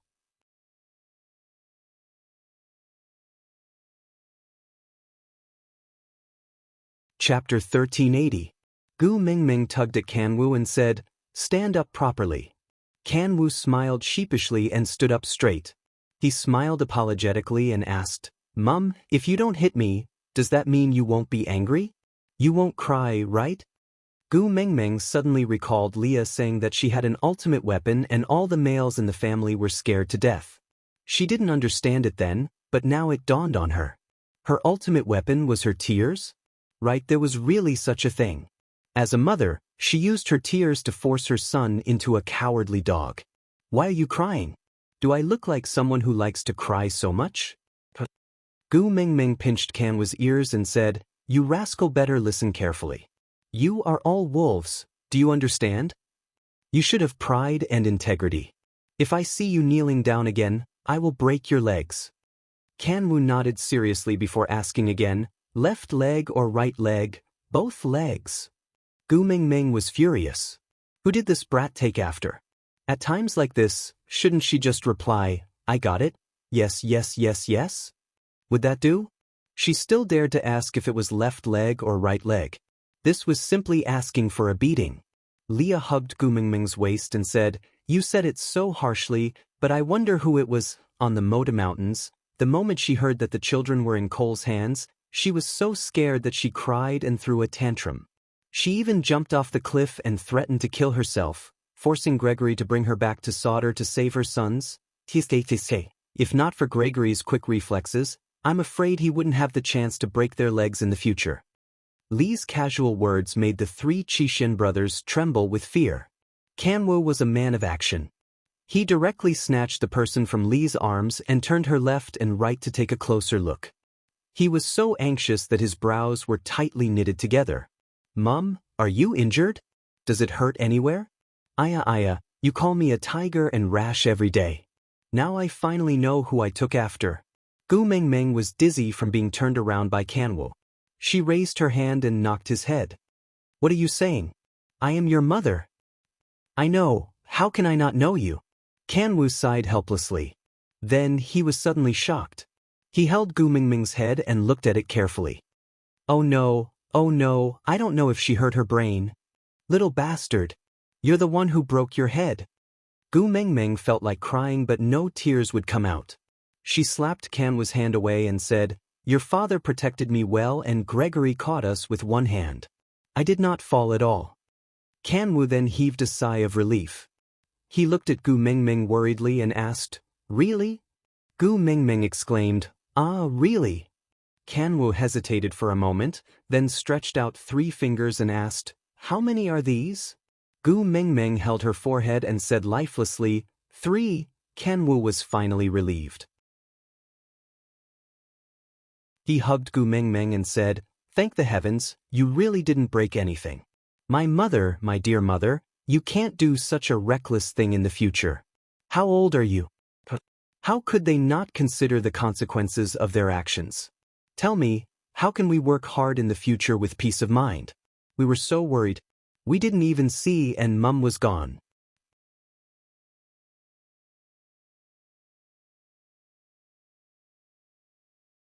Chapter 1381. "Oh, Mummy, I know I was wrong, really. Kanwu pretended to be in pain as he begged for mercy. His exaggerated manner made Gu Mingming forget why she was angry in the first place. Jiaoyu and Qixin exchanged glances and finally felt at ease. They heaved a sigh of relief. "Mummy, sorry for making you worry about us." Gu Mingming sighed and hugged Jiaoyu and Qixin before saying, "All right, tell me, why did you guys get involved with coal?" "Mummy, do you know about the 7 treasures?" Qixin asked calmly. Gu Mingming nodded. "I know." Qixin sorted out his words before replying. "Cole knows too." Gu Mingming did not understand. It was not strange for Cole to know about the 7 treasures. She already knew about it. Qixin continued. "Not only does he know, he also believes that once the 7 treasures are gathered, they can open the doors of time and space." Gu Mingming bit her lower lip and nodded. "This is also true." Qixuan's face darkened. He was not surprised, but it seemed like his last bit of hope had been shattered. Qixuan sighed without a trace. "According to my observations and conjectures, Cole's goal is to open the doors of time and space and lead the orcs to transmigrate to that dimension." Gu Mingming looked at Qixin in shock. She instinctively covered her mouth. "Is he crazy? If the orcs appear in that world, it will definitely cause panic. And the orcs will definitely be the ones to suffer in the end." Qixin shook his head. "Cole doesn't think so. He studied the previous messenger of the beast deity and you. He realized that although both of you have smart minds, you do not have strong physiques. He thinks that he is smart enough to fight against you. So as long as there are enough orcs, he is confident that he can conquer that world. The orcs are restricted by a hierarchy. So even if they reach that world, no one will dare to defy him. Then he will be the deity that rules that world." Gu Mingming face-bombed. She did not know if she should curse out loud. Leah stood behind Gu Mingming. He gently rubbed her temples. "What did you think of? Why do you have such an expression?" Gu Mingming sighed and said, "I just want to ask, why do you aliens always want to occupy Earth when our Earth is spinning and rolling around on its own? Let me tell you, aliens who are tens of thousands of years ahead of you in terms of intelligence brought destructive weapons to attack Earth, but they were still beaten back by the superheroes of the Avengers. As for you who only have sharp claws and fangs, if you go there, you will either be captured into a research institute to be dissected and used as an experimental specimen, or locked up in a zoo to be exhibited. A god that rules over the world. You must be crazy." Leah, Qixin and Jiaoyu exchanged a look before asking softly, "Is there absolutely no chance of winning?"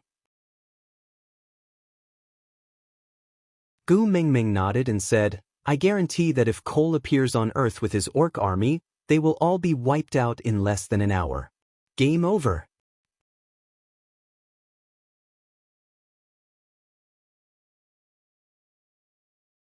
Chapter 1382. Although the orcs all had international faces, their common language was Chinese. This might have something to do with the fact that the previous messenger of the beast deity was a Chinese, so Leah could not understand Gu Mingming's English. But this did not prevent him from understanding Gu Mingming's expressions and actions, so he could more or less understand what she was trying to express. His hands gently slid down and landed on Gu Mingming's shoulders, using just the right amount of strength. As he needed, he said, "Since it's a dead end, let him be." It's a clean death over there, and saves us the trouble. Gu Mingming shook her head and said, "You don't know how advanced the technology in our world is, and how crazy they are. Once they discover Cole's secret, they may use all methods to find a way to reverse the doors of time and space. By then, I'm afraid it won't be Cole occupying the Earth, but the Earth will attack the beast world and develop this place into their second home." By then, Gu Mingming could not continue and just furrowed her brows. It was as if she could see orc corpses strewn all over the place, and the forests and rivers here would be replaced by concrete skyscrapers. The current blue sky and white clouds would eventually be tainted by haze, and males and females 10 meters away, and humans and beasts 100 meters away. I often scold Cole as a pervert, saying that he is mentally twisted, dark and filthy, but I have never told you that humans are even more twisted, uglier and filthier than Cole. And that kind of human heart can be found everywhere in the world we live in. To achieve their goals, they can do things even crazier than Cole. And I definitely do not wish for our current home to become their target one day. Leah did not care what would become of the beast world. He only knew that Gu Mingming was worried and frowning. Gently stroking Gu Mingming's brows, Leah smiled and said, "Don't worry, I will not let anyone destroy the home you love. So, we just have to stop Cole, right?" Gu Mingming sighed and nodded, saying, "We cannot let Cole succeed, definitely not." "All right, I will definitely not let him succeed," Leah promised. Leah patted Gu Mingming lightly, then looked at Qixuan. "Continue. You discovered Cole's secret, and then?" Qixuan looked at Gu Mingming, then continued. "Among the 7 treasures, the tear of the beast deity, kiss of the ocean, soul of the forest and heart of the desert have already appeared. The remaining love of the sky and spirit of the rocky cliffs were protected by the beast deity's boundary, so you could only take them. Cole knew that you were going to look for the love of the sky during the dry season, so he planned to lure you to take the spirit of the rocky cliffs next year. When these 2 items appear in the world, all that's left is the Beast King's key." Gu Mingming instinctively covered her stomach, putting on a defensive posture. Qixuan chuckled and shook his head in exasperation. "Cole also knows that after what happened to me, you will definitely protect your child better. The chances of him snatching a child from 2 Beast King families is basically 0, so he plans to give birth to a child with the bloodline of a Beast King to be the key of the Beast King. This winter, the Snow Fox clan's collective estrus is the opportunity he chose."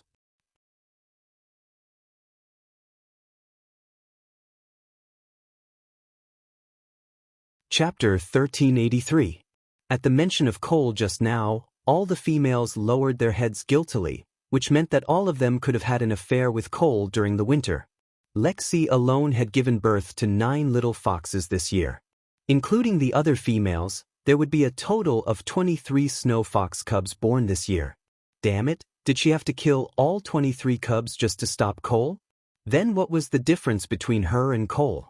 Wasn't they both going crazy for their own goals? Qixuan tugged at Gu Mingming's arm. "Mum, don't worry. Let me finish." Gu Mingming looked up at Qixuan, waiting for him to continue. Qixuan said, "Jiaoyu and I spent a month to set up a trap, then used the medicinal bug that Cole had used on Daddy Leah on him." "Medicinal bug? You mean the one that causes people to lose their minds?" Gu Mingming asked in confusion. Qixuan nodded. Daddy Leah had taught Jiaoyu the method to activate the medicinal bug. "And I know how to use the fox seductive fragrance." Gu Mingming looked at Qixuan in shock. The fox seductive fragrance was something from the Snow Fox tribe. How could a wolf like Qixuan know how to use it? Moreover, if your 3-year-old son told you that he knew how to use the aphrodisiac, you would also be dumbfounded. Qixuan looked at Gu Mingming's speechless expression and smiled. "Mum, don't think too much. I just used the fox seductive fragrance and bewitching spell to make Cole forget." "You know bewitching spells too?" Gu Mingming was even more shocked. Qixuan lowered his head and chuckled. "You and Cole are probably the 2 best at using bewitching spells in this world. Both of you have used it in front of me before. If you still can't learn it, then you are really too stupid." Gu Mingming's heart skipped a beat.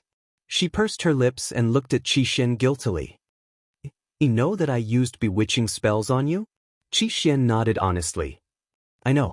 Then, Gu Mingming's entire body shrank. She didn't dare to look at Qixian in the eyes. Qixian squatted down and placed his hand on Gu Mingming's knee. It was useful at the start. I really forgot about Cole. But to me at that time, Cole had taken up most of my memories. After forgetting about him, my memory was filled with a huge blank space and I couldn't understand many things no matter how hard I tried. So, slowly, the bewitching spell lost its effect. But even so, there was one thing that I remembered very clearly. Mom, when you were crying, my heart felt like it was being squeezed by sharp claws. The pain was so painful that it was engraved in my heart and I would never forget it. So, I swear, I will never do anything to make you cry again. So don't worry, even though I remember everything, I will not return to Cole's side. Really? Gu Mingming's eyes turned red. Qixian frowned and said, Don't cry. If you cry, I will immediately go and look for Cole. Gu Mingming rubbed her eyes hard and shook her head. I'm not crying, I'm not crying. Qixian then smiled and gave Gu Mingming a big hug. So Mom, don't worry. I am very clear about what I am doing now. I am not staying by your side because of your bewitching spell. It is because I am your son and you are my mother. I can't bear to see you cry, so I am staying.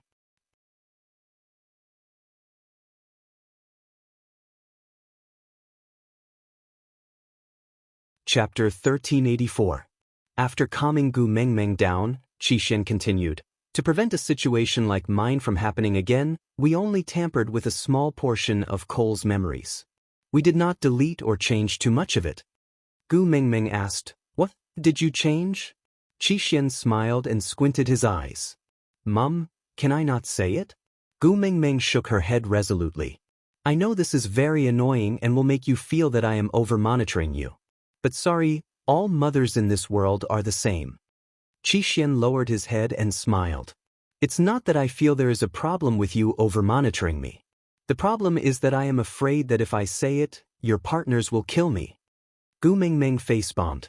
Ah, you really did something to cause trouble. It's alright to just say it. If your beast father and Leah want to kill you, I will cry. Leah sighed in exasperation. That's why I am not willing to tell you what your ultimate weapon is. Gu Mingming looked up at Leah helplessly. But I can't just watch you and Elvis kill my son, right? Leah poked Gu Mingming's little head. Biased. Gu Mingming did not deny it. She just squinted her eyes and smiled. Qixian cleared his throat. Since that's the case, I will tell you the truth. Say it. Gu Mingming sat down and held Qixuan's hand. She was all ears. Qixian pursed his lips and chuckled. I magnified Cole's possessiveness towards you. I even hinted to him that he loves you. Cough, cough, cough, cough. Gu Mingming choked on Qixuan's words. She looked at him with a confused expression. Leah also raised his eyebrows. He did not say anything else and was about to strike. Qixian hurriedly hugged Gu Mingming. Mum, let me finish first. Gu Mingming held on to Leah. She took 2 deep breaths to calm herself down. She said in a lifeless tone, Say it. In Cole's original plan, he wanted to obtain you so that he could use you to open the doors of time and space. To achieve this, he first had to assimilate you. He had to pull you into his mindset and behavior. Only then would you feel that what he was doing was right. Only then would you help him complete what he wanted to do. Qixian finished in one breath. Then he took another deep breath. From the moment he poisoned me and held me hostage, his motive was not to threaten you, but to force you to abandon me. This proves that you and he are the same kind of person.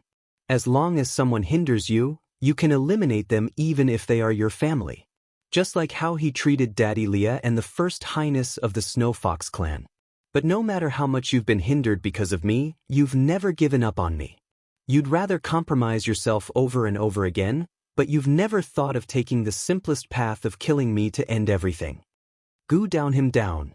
Xian down Qixuan's. Mingming's face. I, fu, you, and...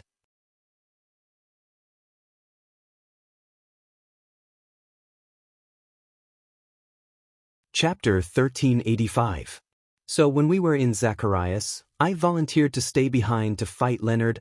A first-level orc challenging a fourth-level orc is courting death. I thought I was doomed, but you used the soul of the forest to save me. Qi looked up at Gu Mengmeng, his eyes filled with admiration and attachment. He, who rarely revealed his emotions, now looked extremely emotional. He rubbed his handsome face against Gu Mengmeng's arm and said, "Mum, your maternal love is too great. For me, you don't seem to have any bottom line at all. You don't even blink when you use any precious things on me. In order to protect me, you can swallow any grievances. But I'm still constantly making you angry, making you sad, and saying things that deserve a beating." Gu Mengmeng rubbed Qishuan's little head and said, "No, you are only like this because Cole used his bewitching spell on you. You are not a bad child. Even now, you are still defending me. Mum, you are probably the most gentle mother in the world." Qi knelt by Gu Mengmeng's feet and continued, "Cole realized that your love for me was boundless and it was impossible to force you to kill me, so he sent Miranda over."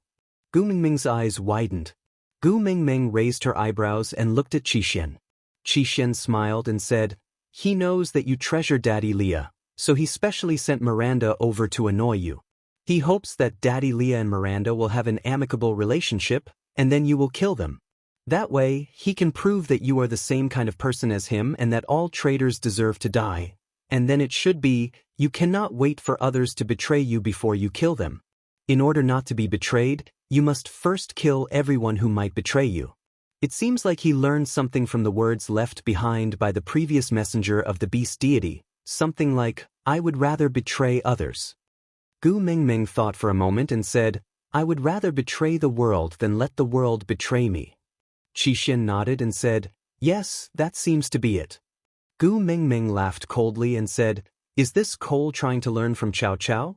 Well, Cao Cao's way of dying is quite special. Maybe it suits him." Qi did not pester Gu Mengmeng to ask about Cao Cao. He just kept it in mind. After settling Cole's matter, he would invite Gu Mengmeng to Zacharias for the winter. Then, he could slowly listen to Gu Mengmeng tell him these stories. But Cole did not expect Daddy Leah to resist such a strong temptation and not touch Miranda. "You didn't kill Miranda either. You just sold her." Qi heaved a sigh of relief and continued, "Based on Cole's personality of not giving up until he reaches his goal, he will definitely try again after failing this time. And his moves will be more disgusting and vicious every time. I'm worried that once you fall for his dirty tricks, it'll be hard for you to get away. That's why I set up this trap and changed his thoughts about you." Gu Mengmeng looked at Qi in exasperation.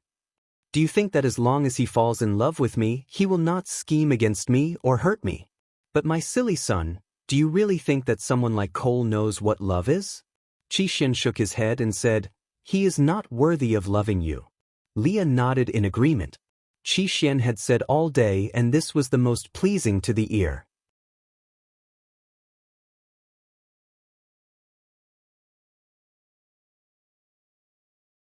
Chapter 1386. Gu Mengmeng sighed. If she had known earlier, she would not have used Sun Tzu's Art of War and 36 stratagems to enlighten the children. She had been hot-headed at that time and thought that since the Snow Fox tribe loved to give up their esoterica, she would just carve one for them. To prevent the next messenger of the beast deity from treating her as a joke, she decided to give up on Wang Xiaoxin's 300 poems of the Tang dynasty and carve the 36 stratagems instead, mainly to make it look more impressive. At that time, she really did not expect that the things she used to act cool would cause her son to be so daring to take such a risk to meddle in Cole's affairs. Holding her forehead, Gu Mengmeng decided not to casually act cool anymore. Even if she wanted to, she could not do it in front of the children. Qi did not know what Gu Mengmeng was thinking about and just continued, "No matter how I thought about it, the only thing that could make Cole go crazy was probably the matter of opening the doors of time and space. Although I do not know what the doors of time and space are, I know that if it is something that Cole wants to do, you would definitely not want to see it. So using this to provoke him would definitely not work. After thinking about it, he spent the most effort on you to open the doors of time and space. Step by step, he did things that looked like it was for your own good. He gave you all the things that looked beneficial on the surface, hoping to win your heart and make you like him. Although he had an ulterior motive, it was also true that he had spent so much effort on you. But no matter what he did, you just did not like him. So to someone like Cole who thinks that he is more intelligent than others and is unparalleled in the world, it was definitely a big blow. As a male, to a certain extent, he would definitely want to hunt you. So I used the fox's seductive fragrance to confuse his mind. But just like what you said, Cole does not know what love is. So I could only magnify his possessiveness towards you and lead him to believe that possessiveness is love. Qixuan grinned at Leah and said, I dared to do that because I believe that Daddy Leah would definitely not let him succeed. Leah snorted coldly and said, You placed my female in that position and forcefully dragged me down with you? You don't have to flatter me now, and I can't just stand by and watch. But kid, I'll remember this debt first, and we'll slowly settle it in the future. Qixuan shrugged his shoulders and looked at Jiaoyu. Jiaoyu chuckled and took a step forward. He placed both hands on Li's shoulders and said, Daddy Leah, don't be so stubborn. You can't do anything to the four of us. Because no matter what, my mother's heart is always on our side. Leah gritted his teeth. What was the meaning of the Wheel of Fortune? What did the heavenly Tao mean by reincarnation? How many people had he ridiculed with these words in the past? Even Snake was infuriated by this sentence. Now, the person who had infuriated him back then was being infuriated. Moreover, how similar was Jiaoyu's expression to his in the past? Yeah, I like it when you can't stand me but can't get rid of me.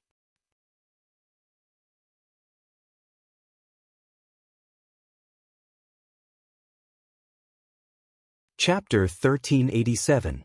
Once he is completely controlled by the bug. Qixuan chuckled. His gaze landed on Li's face. Daddy Leah will naturally have a way to make him obedient and not dare to cause any more trouble.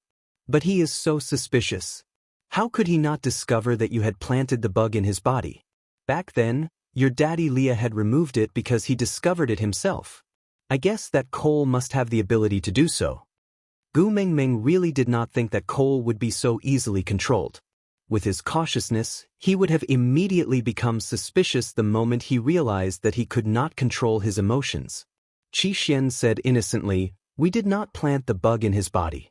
He did it himself. Gu Mengmeng frowned and looked at Qixuan in confusion. Qixuan pointed at his own forehead. Gu Mengmeng was suddenly enlightened. Soul of the forest? Qixuan nodded. I first placed the bug on my forehead. This bug loves to bite plants by nature, so it naturally found its way to the soul of the forest. And Cole was the one who took the soul of the forest from my forehead and placed it in his right chest. The three of us never touched him. Gu Mengmeng frowned. Even though Qixuan was speaking so casually, was Cole such a scheming person? This winter, her three sons must not have had an easy time in Cole's hands. But it was obvious that these three fellows would never tell the truth. No matter how much she pestered them, they would only answer perfunctorily. They would never tell her what they had done this winter. Sigh, children are all grown up and have their own ideas. They did not want to let what had already happened become a reason for her to cry. So they only presented a perfect outcome to her. But they did not know that the more she did not know the process, the more she would let her imagination run wild. Humans' greatest fear often came from their own imagination and speculations. She forced a smile. Her children were not willing to let her worry, so how could she bear to let them worry for her? So Gu Mengmeng could only convince herself that it was fine as long as her three sons were fine. She would not ask about what her children did not want to say. She would always remember that Cole had bullied her sons. She would just get revenge in the future. In the evening, noises could be heard from outside and Gu Mengmeng knew that the first hunters had returned. Leah carried Gu Mengmeng and brought his three sons out of the stone castle, walking towards the deity altar. On both sides of the path, the Snow Fox clan and the Wolf clan formed a distinct standoff. Gu Mengmeng laughed coldly. Cole's arrival had indeed intensified the conflict between the Snow Fox clan and the Wolf clan. Everyone had a beast king, so no one was willing to concede. On the altar, Elvis and Cole stood on each side, each with a huge wild beast in front of them. Both of them stood there calmly, as if they did not care about winning or losing. Instead, the two groups of people below the stage were pushing and shouting at each other, giving off the feeling of street fights in old Hong Kong movies. Gu Mingming frowned and said coldly, "Creating trouble during the sacrificial ceremony for the first hunt, you guys are really looking down on me, the messenger of the beast deity." Gu Mingming's voice was not loud, but it effectively stopped both parties from taking action. The wolves retreated to Elvis's side in unison, then bowed their heads respectfully. "Queen."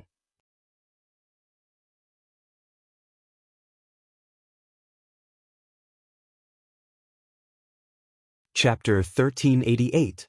Gu Mingming did not bother with anyone and just let Leah support her up the altar like an empress dowager. She looked at Elvis and then at Cole, asking with a smile, "Two beast kings, can anyone tell me what happened?"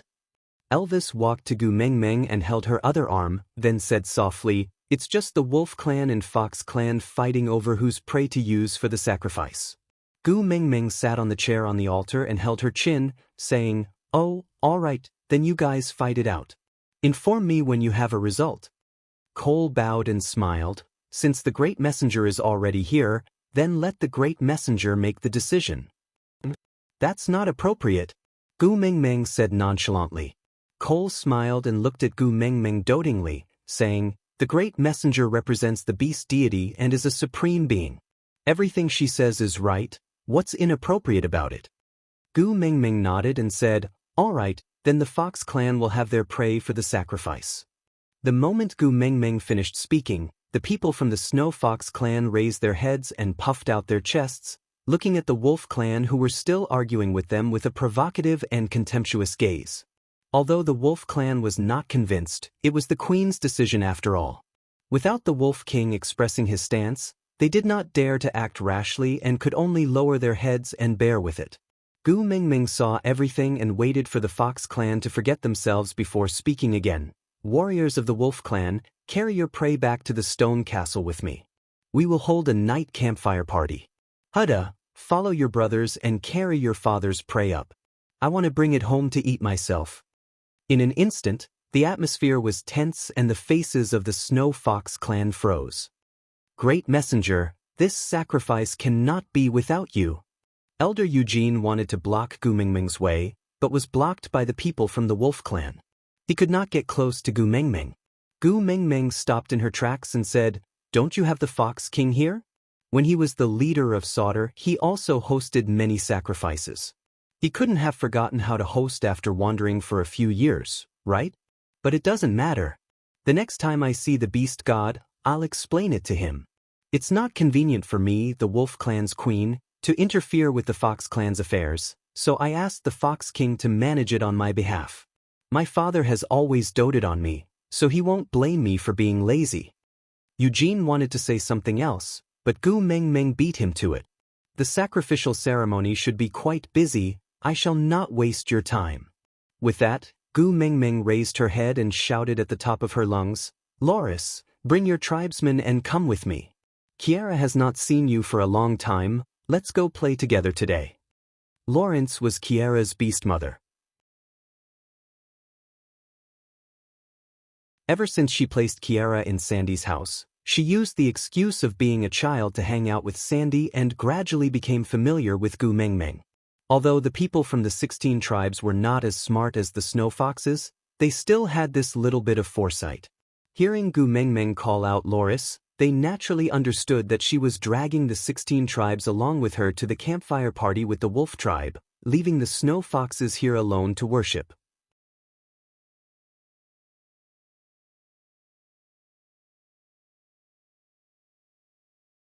Chapter 1389. In the past, Sauter's sacrificial ceremony also had such a lineup and Cole was only a 5th-level beast then. But now, even though he was a beast king, the entire scene suddenly became cold and cheerless, making the Snow Fox Clan feel especially awkward. Gu Mingming had made her stance clear. She meant that if the Snow Fox Clan dared to fight with the Wolf Clan in the future, she would lead the Wolf Clan and the 16 tribes to play alone, leaving the Snow Fox clan out to dry. Mighty Beast King this? Elder Eugene looked at Cole with a troubled expression. Cole chuckled and said, "No rush, take it slow. I have always been patient with Agu." 2 flowers bloomed, one on each side. Gu Mengmeng led her people back to the stone castle joyfully. The stone castle was built by the previous messenger of the beast deity, Wang Xiaoxin. After the messenger of the beast deity left, the successive tribe leaders stayed here. This was Sauter's iconic building and also the symbol of theocracy, so its style was naturally different from others. The large empty space at the entrance was no smaller than the area of the altar of deity. In addition, without the Snow Fox clan, the number of people was reduced by 1/3, so although the bonfire party was crowded, it still seemed especially lively. Gu Mingming purposely separated the wolf clan from the 16 tribes and sat together. At the start, they were all guarded against each other and felt uneasy. Hada and his brothers were like butterflies jumping around the bonfire to liven up the atmosphere, and soon, the 2 sides became familiar with each other. To the wolf clan, the enemy of my enemy is my friend. The enemy of the queen is the enemy of the wolf king, and the enemy of the wolf king is the enemy of the entire wolf clan. Since the wolf clan could not defeat the fox clan alone, then it was naturally better to have more allies.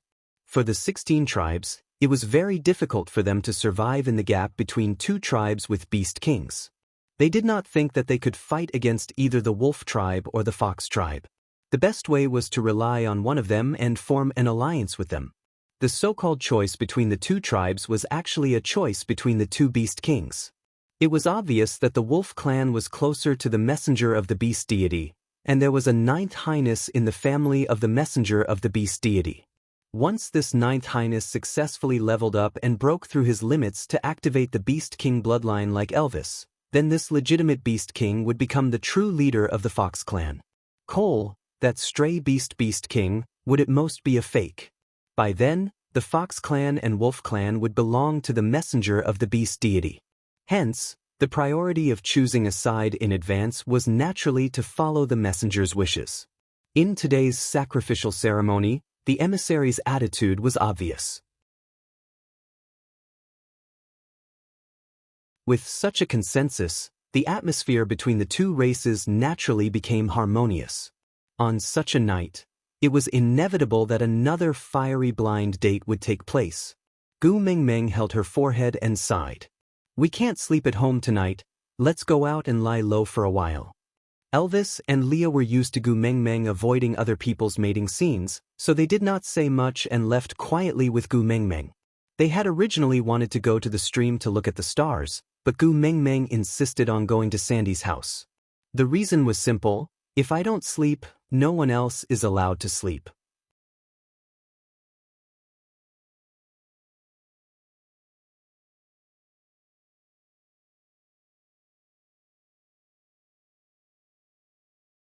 Seeing her return, he did not go up to her, but instead turned to leave. He didn't know why he had stood at the door for the whole night. He just wanted to wait for her to come back, but when she came back, he realized that he had no right to wait for her, so he could only leave. He stood in the wind for the entire night just to see her. Gu Mingming didn't greet Gregory either. Their relationship was extremely awkward. Both of them knew what was going on and it wouldn't be appropriate to take a step back.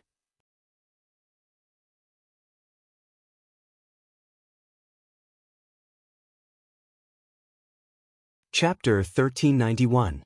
The moment Gu Mengmeng pushed the door open, the 4 little fellows immediately sat up straight. They opened their eyes and stared at the door for a while. Gu Mengmeng could tell with one look that they were still in a daze from sleep. They looked alert, but their brains had not yet processed the situation. So she smiled and said, "Go to sleep, I will wake you all up when Daddy Leah is done cooking." The 4 young men nodded blankly, then fell headfirst into a deep sleep. Gu Mengmeng smiled helplessly and shook her head. Elvis carried her up to the 2nd floor and said, "You sleep for a while too, I will wake you up when Leah is done cooking." Gu Mengmeng was also tired after staying up all night, so she did not reject and allowed Elvis to carry her up to the 2nd floor to sleep soundly. She slept for the entire day. When she woke up, it was already evening.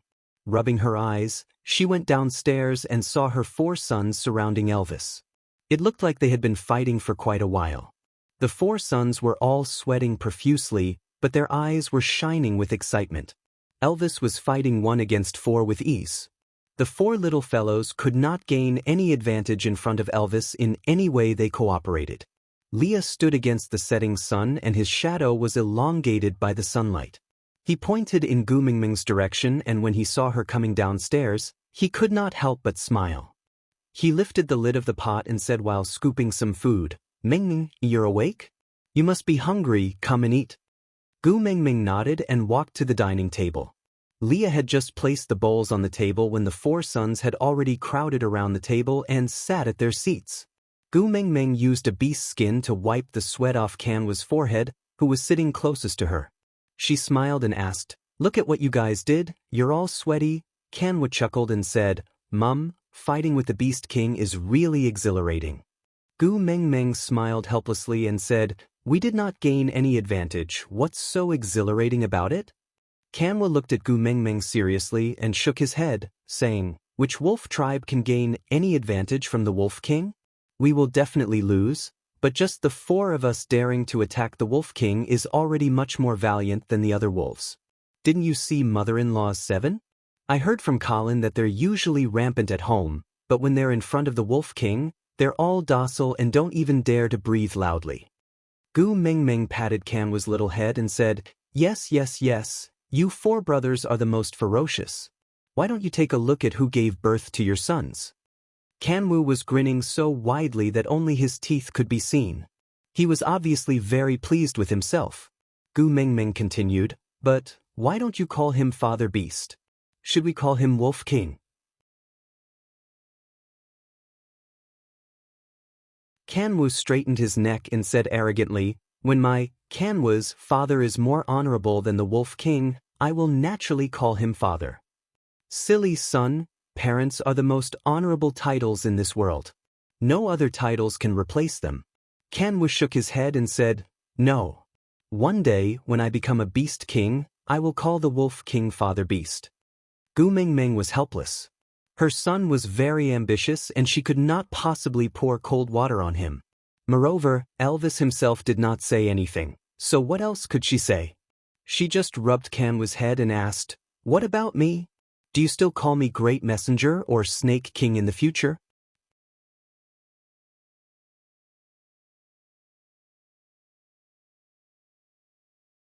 Chapter 1392. We have 6 males in our family. Let us do those tough, dangerous and dirty things. You just have to stay at home obediently and be my mother. Gu Mingming sighed with a smile. Although the children refused to tell her what exactly happened at Cole's place during winter, it was not hard to guess from Kanwa's description. Tough, dangerous, dirty. Gu Mingming sighed softly. How many people have to fall into hell to protect one's innocence? If the price of letting me be carefree is that all of you are in danger, then why not? Leah hugged Gu Mingming's shoulder and hooked her chin with his other hand, blocking the rest of her words back into her mouth. Using his tongue, he crushed the rest of her words into a whimper.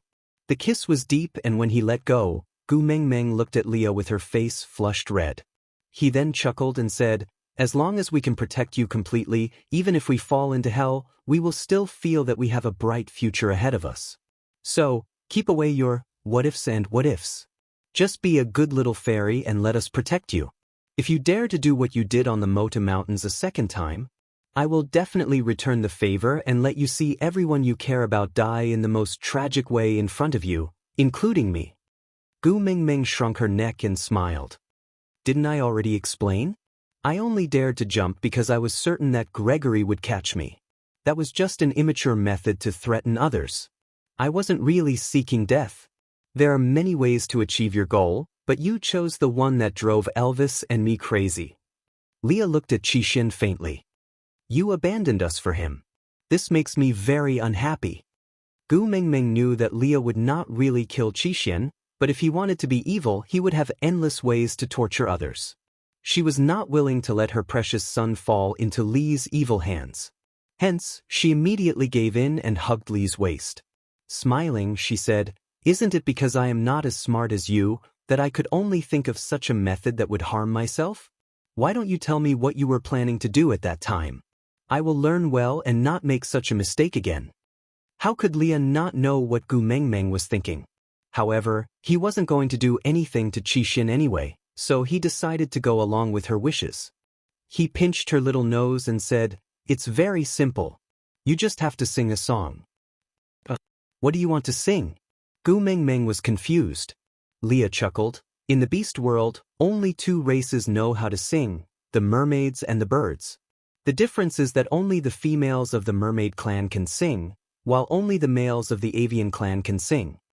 Gu Mengmeng rolled her eyes and suddenly smiled. So, once a female's voice is heard in the Mota Mountains, it will definitely attract the attention of the other birds' tribe members. They will definitely come to investigate.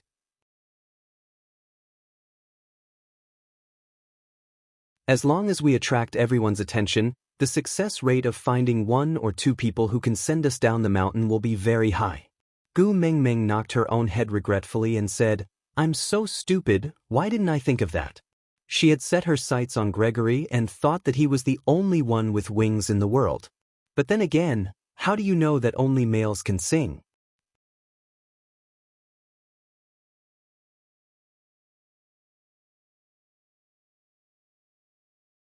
Chapter 1393. Since you already had a plan, why didn't you tell me earlier? Then I wouldn't have done something so dangerous and made you worry. Gu Mengmeng looked at Leah with a wronged expression. Leah pinched Gu Mengmeng's nose and shook it left and right. How many times have I told you to leave anything to me and Elvis to handle? As long as you remembered my words, you wouldn't have done anything like that. Now you still dare to accuse me? I was wrong. Gu Mengmeng knew she was in the wrong and didn't dare to push her luck. She just smiled apologetically. Seeing the two of you jump down with me without saying anything, I was really scared. I won't dare to do it again. I really won't dare to do it again. So ever since they returned from the Mota Mountains, Gu Mengmeng didn't stick her neck out. She would obediently take 2 steps back and let Elvis and Leah handle anything.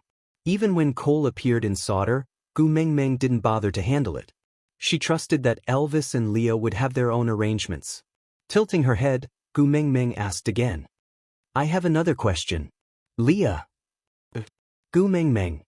That cave is so far from the main mountain range and the wind and snow are howling outside. With my tiny voice, how can my song travel that far? Leah smiled faintly.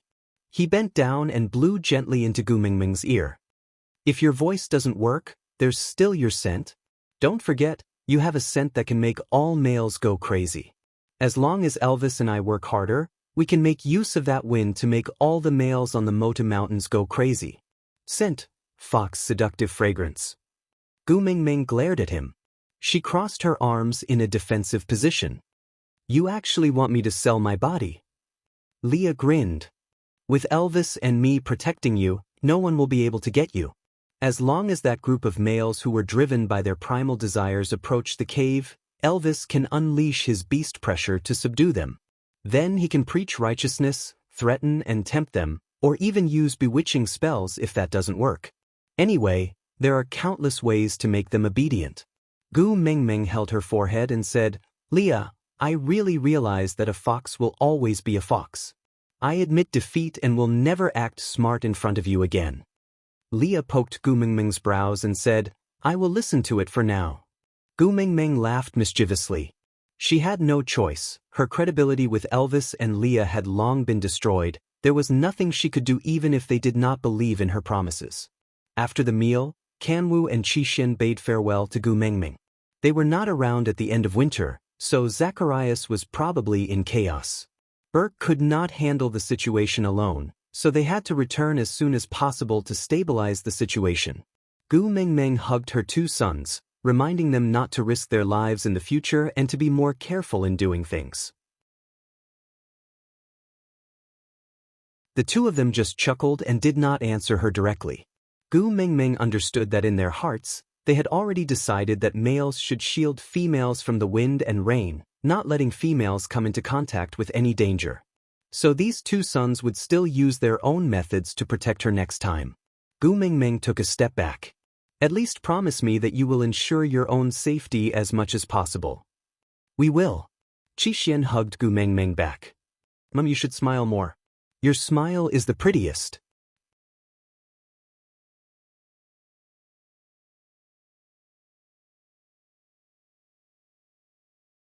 Chapter 1394.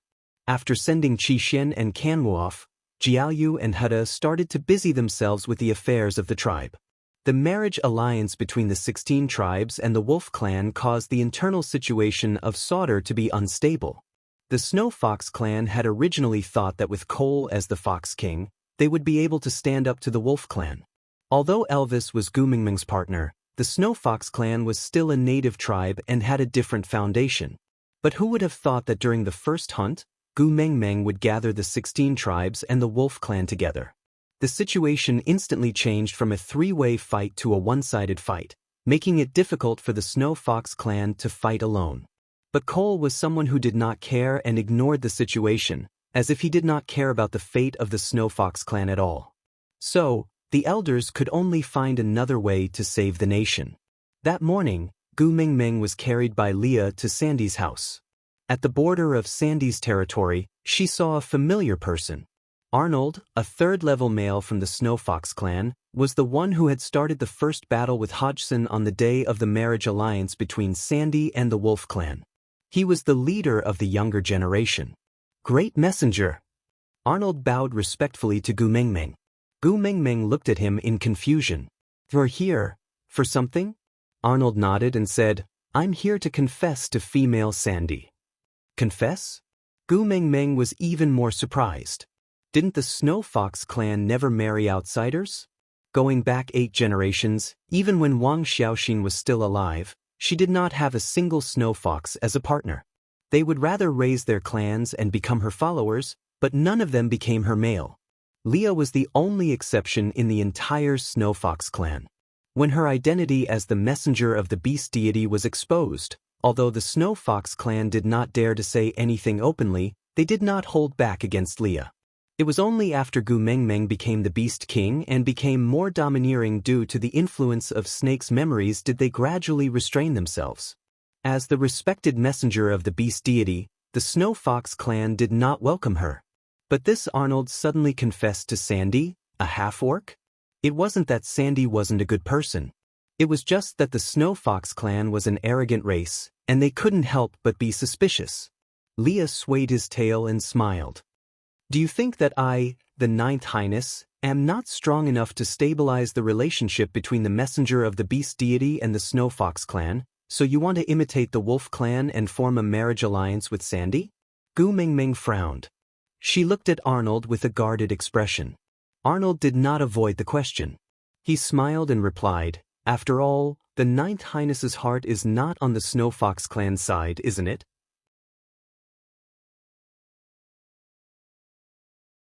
Leah nodded and confessed, Of course, my heart only belongs to my Mengmeng.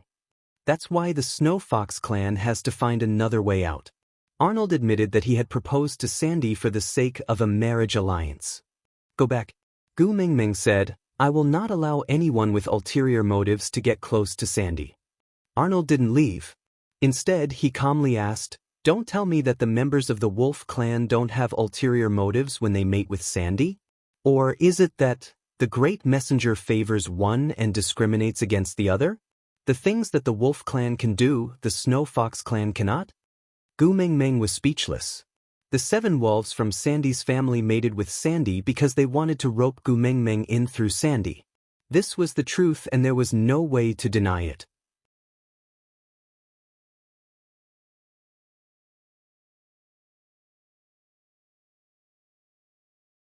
Chapter 1395.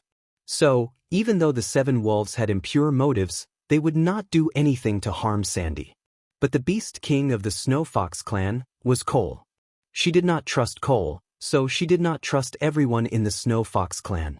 So she would not allow the Snow Fox clan to infiltrate Sandy's family. You lost to Hodgson the last time. It must have been very frustrating, right? You were on par with him, but you only lost by half a move, Aya. It's really depressing to think about it. Leah swayed his tail and said nonchalantly, But now, he is a 4th-level beast. I wonder if you are still his match if you two were to fight now. Li's meaning was that if he wanted to woo the other party's female, he would have to challenge the other party's male. The Wolf clan would not allow the Snow Fox clan to marry Sandy, so Hodgson was a hurdle he could not cross. This matter would not happen. Arnold lowered his head and smiled. Then, did the 9th Highness mate with the Great Messenger because he defeated the Wolf King? Leah raised his brows and smiled. But, are you Sandy's first love? Arnold shook his head and said, no. Leah asked again, did you and Sandy have a lingering old relationship? Arnold shook his head again. Leah chuckled. Then what are you going to use to compete with me? Arnold stood straight and chuckled against the light. He did look like a carefree scholar. He said in a low voice, old relationships are not as good as new ones. First love is not as good as long-term companionship. It has always been the Snow Fox clan rejecting others. No one has ever resisted the Snow Fox clan. After all, if a Snow Fox male wants to coax a female, even a knowledgeable female like the Great Messenger would succumb to the 9th Highness charm. Arnold may not be comparable to the 9th Highness, but it should be enough to match Sandy. Leah was not angry. He just smiled. But you can't even enter the territory now, right? Arnold nodded. I heard that the 9th Highness was chased out of the territory by the Great Messenger several times. It was only because of his infatuation that he managed to move the Great Messenger. Arnold also wants to imitate the 9th Highness and act as an infatuated lover. Leah nodded and said, good luck. With that, he swayed his tail and looked at Gu Mengmeng, saying, let's not disturb him while he is brewing his emotions. Sandy is going to complain to you again when he gets anxious. All right. Gu Mengmeng did not say anything else and just followed Elvis and Leah into Sandy's territory. Sandy used to sit at the entrance of the cave and bask in the sun. But today he had shrunk back into the cave. Clearly, he was avoiding Arnold. Upon seeing Gu Mengmeng, Sandy's face turned sullen. That person is still standing at the borders of the territory? Gu Mengmeng nodded and Elvis placed her beside Sandy's bed.